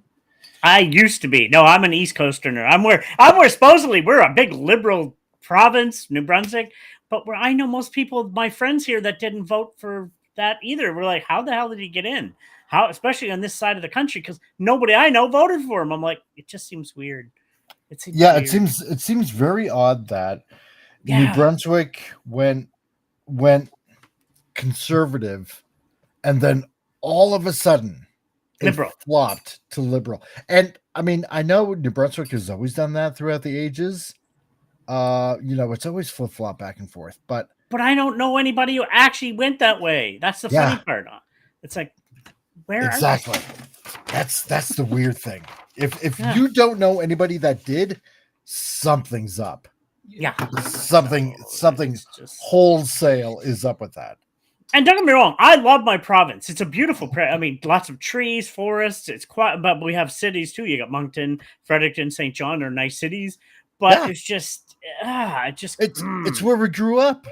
Yeah, and I stay here now because my parents are both retired. Sadly, my mom's going through some stuff, so I like to be there for my family, and stuff, and that's why I want to stay here. Even if I make it as a filmmaker, I will still use this as a home base. I want my house in the forest, but still in the city. I got the perfect area, but like I said, it's just looking after my family now. That's what I want to do. That's the only reason I stay here. If there was no family, I don't know. So. Well, you'll be like it. I'm sure you're going to enjoy being like our 52nd state, Tom. That'll be great. No. First, we'll get Alberta. Well, we have to get Greenland too. Yep. Then we'll get you guys. That's right. That's the way it goes. We are the second biggest landmass in the world. That's why they want it, because we're so big. We have so many resources. Wow. Oh yeah. Behind Russia, Canada is the biggest landmass behind Russia. Yeah, we are the biggest landmass. And resource-wise, we have tons of resources in this country. So, I mean, Alberta, you guys have all the oil out there, so much. Irving has its own fair of oil here in New Brunswick. I mean, they're worth billions themselves. So, but we got lithium, especially in Saskatchewan. Actually, there's talking. That's why a lot of the forest fires were happening recently, and they banned people going to the forest. The rumor was they were hunting for lithium. But again, that's really extreme stuff and everything. But who knows? I don't know what to believe anymore sometimes. Yeah, exactly. Especially nowadays, where you can literally say everything I knew was a lie. Yeah. How can I trust anything you say when everything I know is a lie? I was going to run in politics years ago. You know me. I used to be an activist, but I just want to be an artist. I want to do my photography and my filmmaking, and I just want to live a quiet life, look after those around me, and that's it. I just want to be happy. It's weird. It's like you want to be left alone. Kind of thing. It's like sure, I'll pay whatever taxes I have to pay, but other than that, just leave me alone. Well, my old art teacher from high school, Peter Salmon, he originally from Wales. He was English, amazing man. He's the one who inspired me to become a photographer and in the arts years ago back in high school. I can see why he retired. He didn't want to teach anymore. He said, I just want to work on my own. He would teach people individually. He would still bring people in and teach them. I kept in touch with him when he retired from high school teaching. And he taught people by his own right as an artist. But he just had a studio downtown, and then he would go to his home in the country some nights. And sometimes I get a night away from the wife once in a while. So I'd sleep in my studio. But, that's all I want. I want a house in the woods surrounded by the trees and maybe a studio in the uptown area some days. And that's all I want. Just a quiet living and just, And Vince Womack, the UK voting system is such a mess. It's a first over the line system that totally doesn't work. It's the same here in Canada. Same exact thing. I got friends in the UK too, and it's like, Yep. Oh yeah. Let's see. I think Canada uses the same system, right? Yeah. No, we do. We totally do. As for second biggest landmass, Vince thought it was Rosie O'Donnell that we're actually living on, and that'd be scary enough as it is. Snorter Poopus approves this message as well. So. Saying that she is the biggest land ass, so not mass ass. And Joe Dog, MSNBC is fake news. They're all fake news, dude. I gave up on media now, and I've worked in film and tone stuff. All of it's fake. It's all made up. You mean BS NPC? Yes, exactly. So, Joe, it's MSNBC, it's NBC, it's ABC, it's CBC, it's Global, it's CTV, it's every one of them. Every one of them is it's no different. It's no different than Hollywood. It's all controlled, but it's all a liberal media. All of it. That's why It doesn't. I gave up on It's cable. the same. Yeah, it's the same as Hollywood. Just remember it this way: the news networks is the same as whore Babylon Hollywood, and It is it is, and it's the Absolutely. same thing with the music industry too. You lump it in the same thing with the music industry too. Anything entertainment is basically Babylon in a nutshell. Make Do us not- look to the left. Look to the left. Exactly. Don't look at us. Don't Do look at not- us. That's why they got everybody. Sorry, don't mean to overtalk to you. Just No, get me so that's fine. frustrated. They got us all hating each other for stupid reasons. Don't hate me because of religion. Don't hate because of sex. Don't hate. But everybody's not looking at what we need to look at. Everything that look, the simplest way is this from now on. Okay. And actually, I thought about this a couple of days ago, and I want to mention this as well. Everything is a lie from the left. Everything is a lie. Don't believe it. Don't listen to it. You know, it's as simple as that. You know, because like what Tom said, they're playing one side against the other, and you know, it's the uber elites, the ones that, you know, want to look at themselves as gods upon this earth, or promise ultimate power by entities that ordinary people do not see. Let's put it that way. You know, they hate you, and they hate everything that you stand for. So why would you even pay attention to them? That's the thing. And it's and because we've seen this talking how many times, like on a titillating Tuesday or on a Frantic Friday, about anything that comes out as a movie or as a comic book or as a video game or anything like that. And it's all in the field of media. Everything is in the field of media. Music, news, entertainment. Yeah. It's all stems the same thing. They all are making it for one particular type of person to stimulate those type of people to crush. Yeah, well, yeah.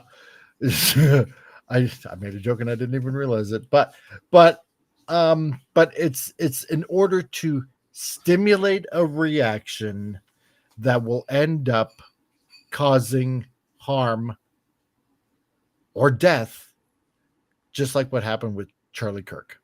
100%. Yep, 100%. I agree. 100%. I cut the cable back in 2007. I gave up and- cable 2007. I never come back. You know, it's not my thing. And That's and, great. and here's the thing. Because we've done this for like over 10 years. It's like, no, don't fight back. No, don't fight back. Because if we fight back, that's where we lose. No. It's got to be the complete opposite now. And I'm not saying do it with violence. I'm not saying that. But we have to fight back. If they start pushing, you got to push right back. You got to make these people afraid of you. You have to. Government works for us, not us for them. They got to realize exactly. That. Yeah. And what I'm going to say now is, and I know this does seem like a tall order, but let's take a little page from the leftist playbook, as it were. Okay? You know how they like to cancel people that, you know, that don't agree with them. This person has quote unquote right-wing views, and they're putting a book out. Let's take it this way. Al, I'm going to use you as an example, okay? If you don't mind, okay? No, but this is in a good way, okay?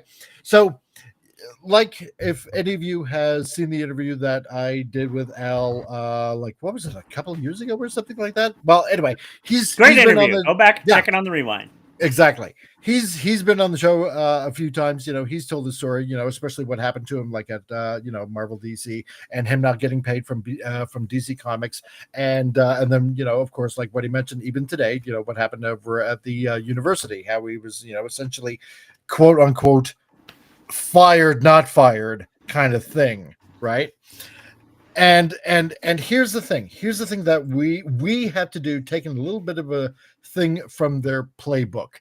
And that's right. And if you want to do that and support Al, that's why you go over to swordofeden.com and buy his books and even subscribe to him over on the YouTube side of things right there. Links provided by Vince Womack. Thank you very much, Vince.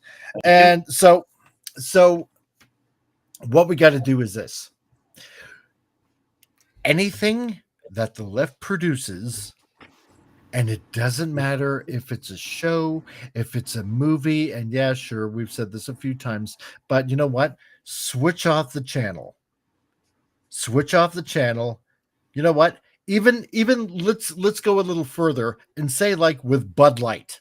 Remember what they did last year with like Dylan Mulvaney, right? And how everybody was like, kind of ticked off. It's like, forget this, I'm not buying Bud. Well, then let's just take it all the way. Vote with your dollar, basically. Exactly. Yeah. Boycott anything that supports the left. Anything. I don't care if you have to get your double mocha frappuccino latte pumpkin spice coffee from Starbucks. I don't care if you got that there hunkering for a beer and you just have to get yourself a blue can of Bud Light. No, you know what? Screw this. Screw it. There are plenty of companies, especially, and they've identified them during Pride Month.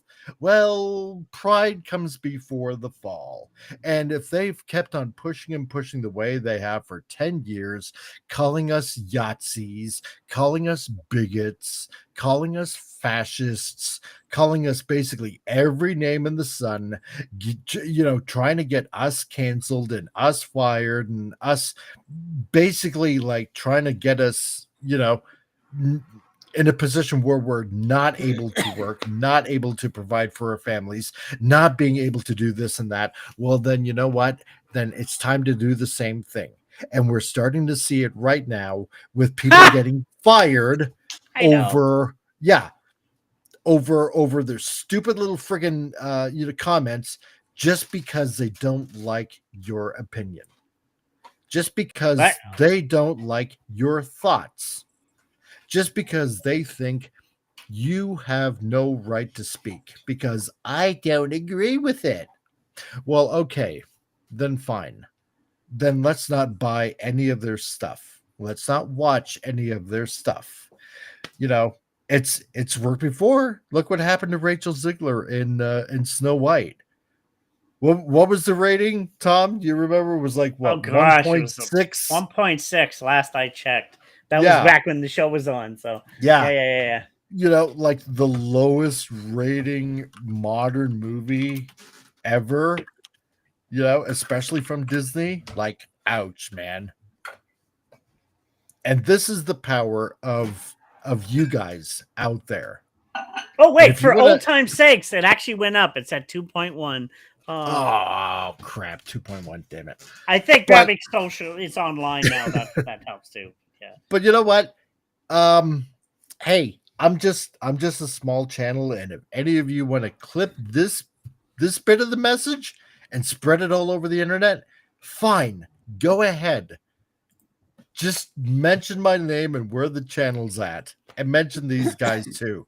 But you know what? This is it. This is it. This is the time to do it. Don't buy any of their stuff. Don't watch any of their stuff. Their stuff, yeah, exactly, Vince. Their stuff is not worth watching, consuming anyway. Exactly. Because if we just keep on supporting it, it's, we're just going to get slapped in the face again. That's all that is. Can I just say a few things, if you don't mind? Yeah. Go for it. Now, I wouldn't say everybody on the left. There's actually some people on the left that aren't for the agenda. I'd say anything on the left that has to do with the stupid agenda. But you know what I mean? Like, because there is some people that are left, they're actually becoming more centrist now. They're like, we don't agree. I'm seeing a lot now, especially with what happened. A lot are like, I'm a leftist, but I don't agree with any of this. A man should not have passed because of this. And a lot of people, this opened up eyes of a lot of people.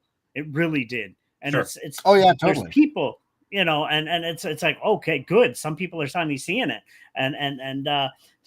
But yeah, anybody that's supporting to do with a message, no, don't support. You vote with your dollar, and it's finally they're reaping what they sowed. They wanted people canceled. So many of them are getting fired now for what their disgusting rhetoric they did that night and the day after. Like the gentleman at a vigil in Seattle praising it and said he wished he did it himself. I'm like, I don't know if he was one of those fired, but I hope he was. Like, no, these people are sick. They're disgusting humans. They're not even humans. So it's just exactly. I don't get it. Exactly. It's so weird that they go ahead and call anybody on the right fascist or Nazi when every move that they make totally proves that they're the ones being fascists. Just like exactly the Nazis. They always do. They always do. And Vincent said a reminder to like and share and comment and subscribe to this channel because we're trying to make the fun happen. Even though right now it's just, sure, it's a little bit of a heavy conversation right now. But you know what? It makes for interesting content and for you guys to also weigh in on your thoughts as well, because it's all about the free speech, especially on this YouTube channel, which is kind of amazing that I haven't been canceled. And that's right. And he also points out 13 more subs till Mike hits 1.3K subscribers, 1,300 subscribers. Only need 13 more subs. Dang it. Come on, people, get it out there. Share it. Share. So close. Another part, let me add too, just quickly, and that's why we have to support independent artists such as UL and other people that are getting away from the mainstream. And another person, I'll bring up his name. People think I simp for him, but Tom McDonald.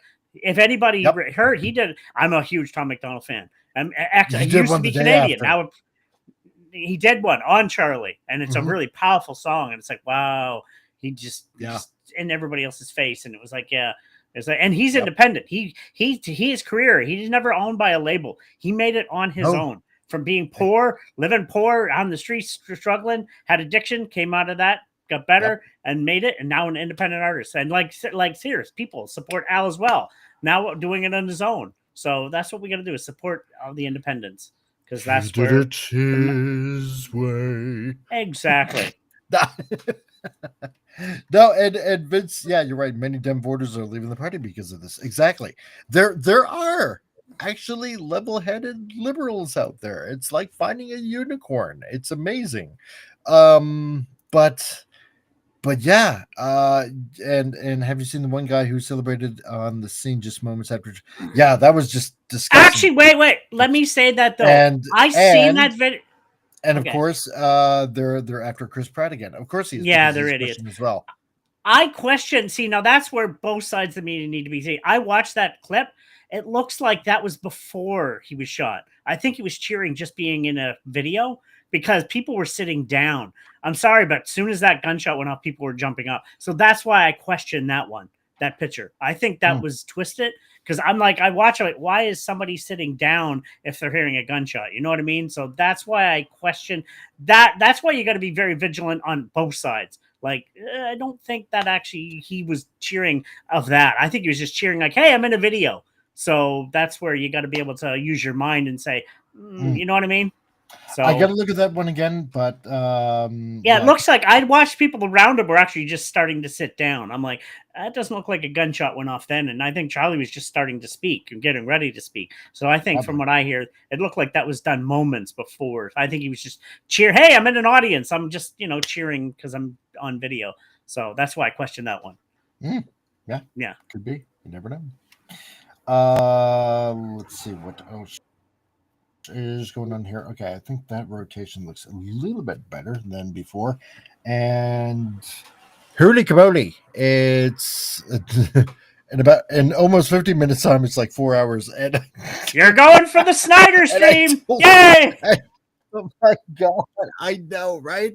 And I told Vince before the stream started, is like, I don't want to do 5.5 hours again. And he's like, yeah, my butt couldn't take it. It's like, oh my God. Oh my God. Vince, I'm sorry. I just looked at the clock and yeah, so yeah. Yeah, it's another long stream. Actually, you were Damn it. good on Having time for fun, the though. drawing. That's Actually, it okay. was really well done. I think we just got deep conversations and stuff. That's what kept it running. Yeah, I know, right? So, didn't even see a video, just a still from. Okay, well then, not a problem. Yeah, Yeah, there's so, a video. Like I said, yeah, the Vince, video it's is out hard there to say. somewhere. It's But if I watched it and I watched it like people are sitting down as he's cheering, so it doesn't look like it was done after. It was done before, I think. So that was kind of just people making quick judgments before thinking. So you got to be able to look at it with open eyes and say, look at both sides. You know, don't just judge on one side or the other. That's why I believe myself now a centrist more than just because I'm like, okay, stand back, watch. I'm like, people are sitting down in that image if you watch the video part and he's cheering. That doesn't look like a gunshot went off. So that's why everybody's going to blame immediately. Yeah. Nah, no, I think he was just cheering because let's be honest, you're at a live event to see Charlie. Woohoo! I'd be awesome too. I would have loved it to see him live. You know, so I think it was just somebody cheering that might have been a fan. So, but Vince, I know. Yes, you also said that last stream and it went for 5 hours 20 minutes. I know. I'm sorry, dude. I'm sorry. I can't help it, man. I really can't. So, it's true. Yeah. So, and I know I promised I wouldn't let history happen again that way. So, I will definitely watch my time, even though. So there we go. Anyway. How can he possibly resist the diabolical urge to push the button that could erase his very existence? Will his tortured mind give I promise I won't go 5 hours. Oh man. Hey, that's Ren and Stimpy, from what I remember. Yes. Yeah. I know it sounded familiar. I promise I won't repeat history. Will he hold out, folks? Can he hold out? Yes, I can.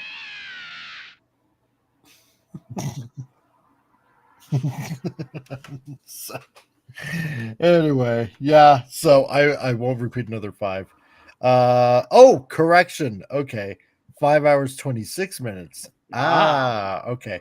Just 3 minutes shorter than your first. Oh, well then, okay. Now that we got that horrible correction out of the way,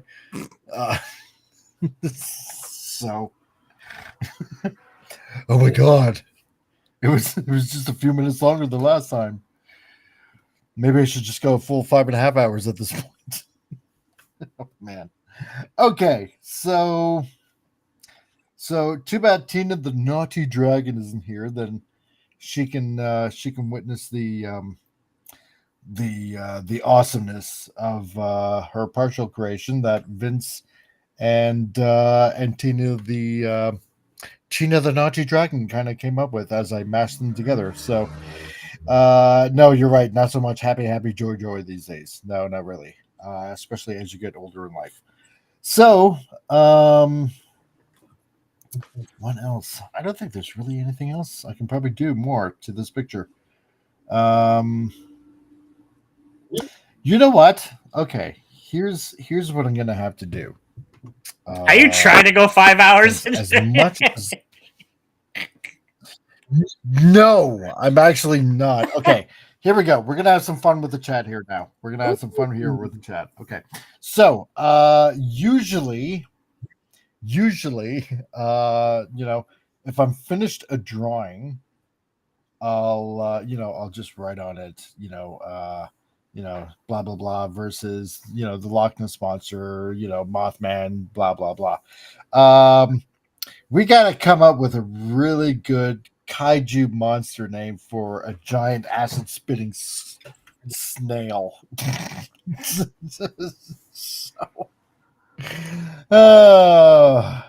what's a good name? Let's see.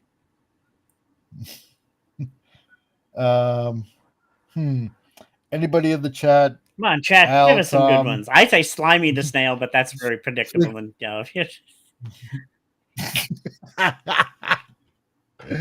Oh man. Let's see. Yeah, so, a good kaiju name.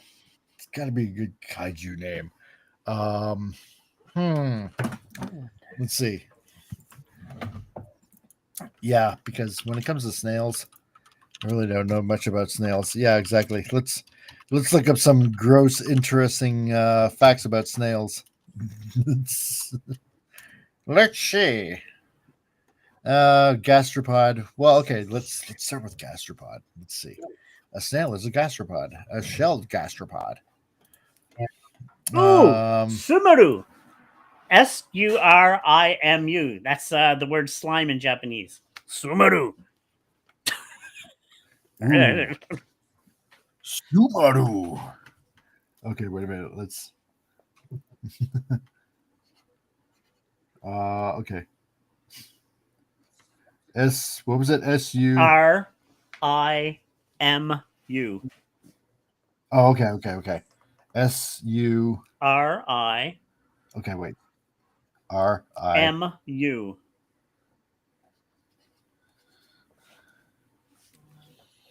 Okay. Surimu.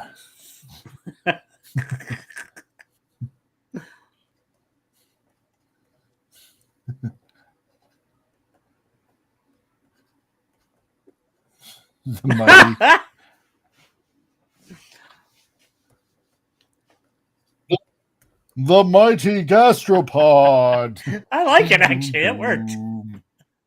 Oh my god. Yeah, it does, right? Oh my god. Okay. This is why it's so much fun to be on this channel. And just making fun of a bunch of things. But I don't know why. Just where else are you gonna those find eyes I picture once he's mediocre entertainment like this. I swear, once he meets him, he's just gonna be like, "Why are you hurting me? I don't want to hurt anybody." Yeah. Just be all friendly and stuff. He's like, "I just want to be left alone." Like a Democrat. Hi guys. Yes, exactly.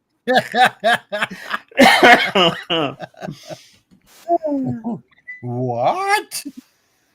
Let's see. Oh, have you seen the let's see, on Aries? It's starting to look more and more like a girl boss movie. Oh, why am I not surprised? So, no, they haven't. I'm gonna have to check that out. Let's see. Oh, that's right. Yeah, and Slimer's already taken. No, I agree with you. Let's see. Shelly is. It almost sounds like you're making fun of women, Vince. But no, I know that isn't it. Let's see. He looks either bored and tired. Yeah, Yeah, he's had a right. long slog across a couple cities. I didn't know I was hurting That's anybody. right. I'm sorry. Yeah, right. Hi guys. Sorry for taking so long to get here. Oh, I didn't see that truck coming. Oh man. I guess I'm starting to guess you guys don't want me here. The only way to defeat Surimu is with a giant cowlick salt cube. Oh man. Let's see. Oh, I knew you were gonna do something like that. So he looks either bored or tired. Okay, so yeah, because he's now putting the message out very slowly. Or not and stupid brain. My God. Oh man, I blame my girlfriend on why are my hand and are faster than my brain. Yeah, okay. Really? Do you really now? You naughty, naughty human being. Okay, so yeah, so that pretty much looks like it. So I think I might be done this one. Bravissimo. I think so. Bravo. Yeah. You know what? And I Oh wait! Don't forget to save. You have. I didn't. I know. I was just about to say that. I didn't. This whole time drawing this, I didn't even. Once save I it. know it's like don't forget to save it. Oh man, We've all been there. Drawing this whole thing like about 4 hours, and I forgot to save it. And oh my God, I would have flipped out if the computer would have accidentally shut off. It's like, God Almighty, why, please, why, no? There'll be a backup file at least, but no, forgot to save. I'll put it on X. I'll try to put it on Facebook because for some odd reason, I don't know why, my Facebook won't let me like or comment on anything for some odd reason. I haven't the faintest idea why. Have you been shadow banned for some reason? Maybe making a political quote and. No, I don't do that. No, that's a lie. I did, especially 2 days ago. We're in the very thing of Canada where you can't make comments because of Justin Trudeau and many others. So, yeah, exactly. So now Carney. God, anyway. Yeah. No, I definitely called a few liberals Nazi on Friday. So I'm not gonna lie, I did. Oh boy, did I.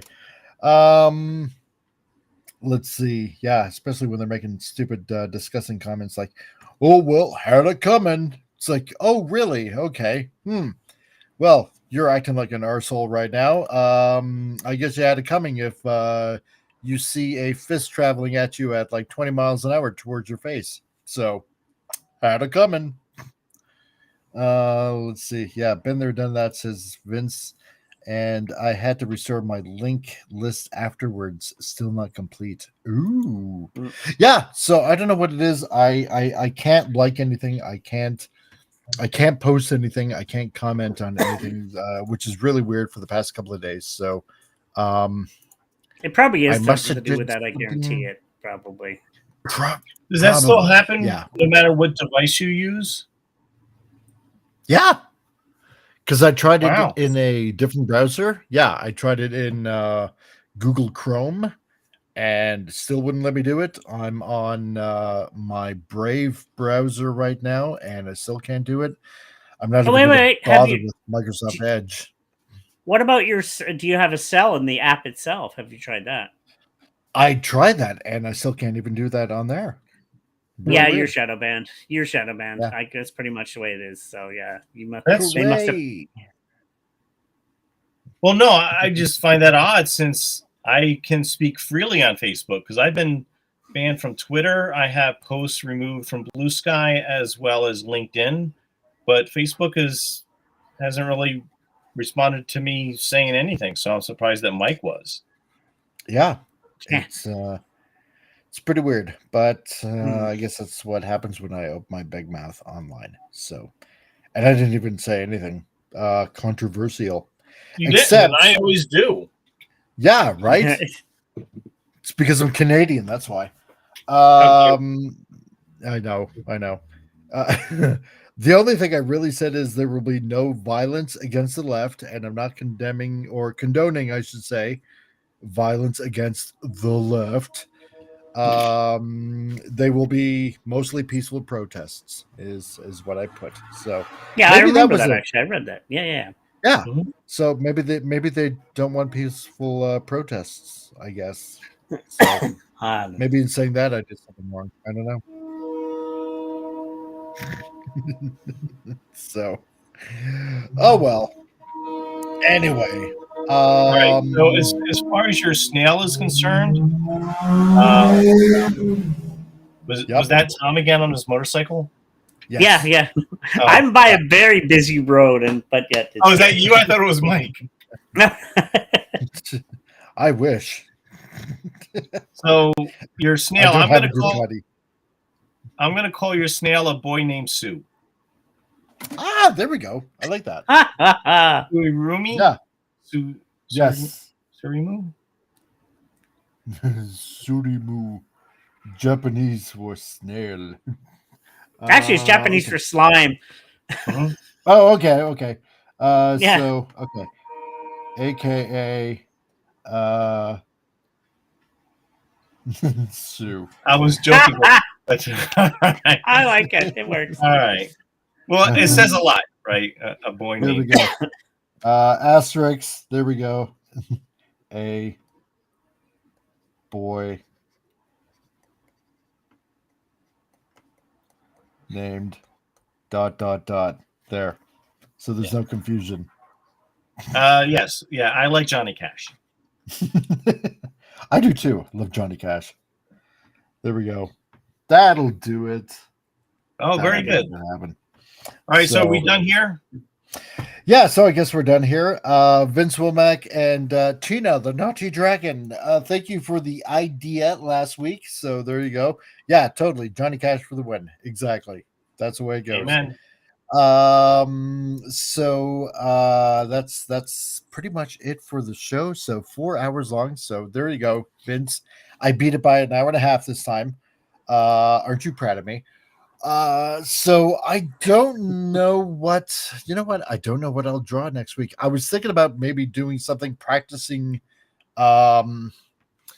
perspective background, because that's one thing I really should be practicing on is background stuff. So because I need to get used to drawing environments, and I really haven't done that a whole lot. I've done it with my test with Hungry Boy, and on a few pages that I did, and that was kind of fun. That was pretty much fun. So maybe I'll just do that next weekend, practicing backgrounds, and yes, and definitely more circles. So 100% more circles, huge circles, amazing circles. And Sort of Poopa says, yes, to take care, every human. We shall snort. Same with you. And again, if you want to go ahead and check out Al Nickerson's YouTube page, there's a link provided by Vince Womack. So if you want to go ahead and watch any of the videos that he has up, there it is. And if you feel like you should be compelled to buy from independent media such as his, then there is the website for the Sword of Eden, and you can go ahead and get volume 1 and 2 over at swordofeden.com as well. And yeah, also if you want to get Sword of Eden Shinobi, I believe if that eBay link is still relative, then that's the eBay link to go ahead and get that there for your reading pleasure. And also, my other cohort here, Tom, the Geeky Classic Leptus, there is his link to his YouTubes, so give him a gander on his walking fests, especially during festivities that go out in St. John, and check out the architecture there, and watch Tom get a workout. So, because he enjoys being a sadist, and his pain is your pleasure. So there you go. Let's see what else is there. So if you're totally fake and not in Hawaii, don't hire me. But if you happen to use, but if you happen to need a graphic designer and a freelance one of that, then that's what I'm here for.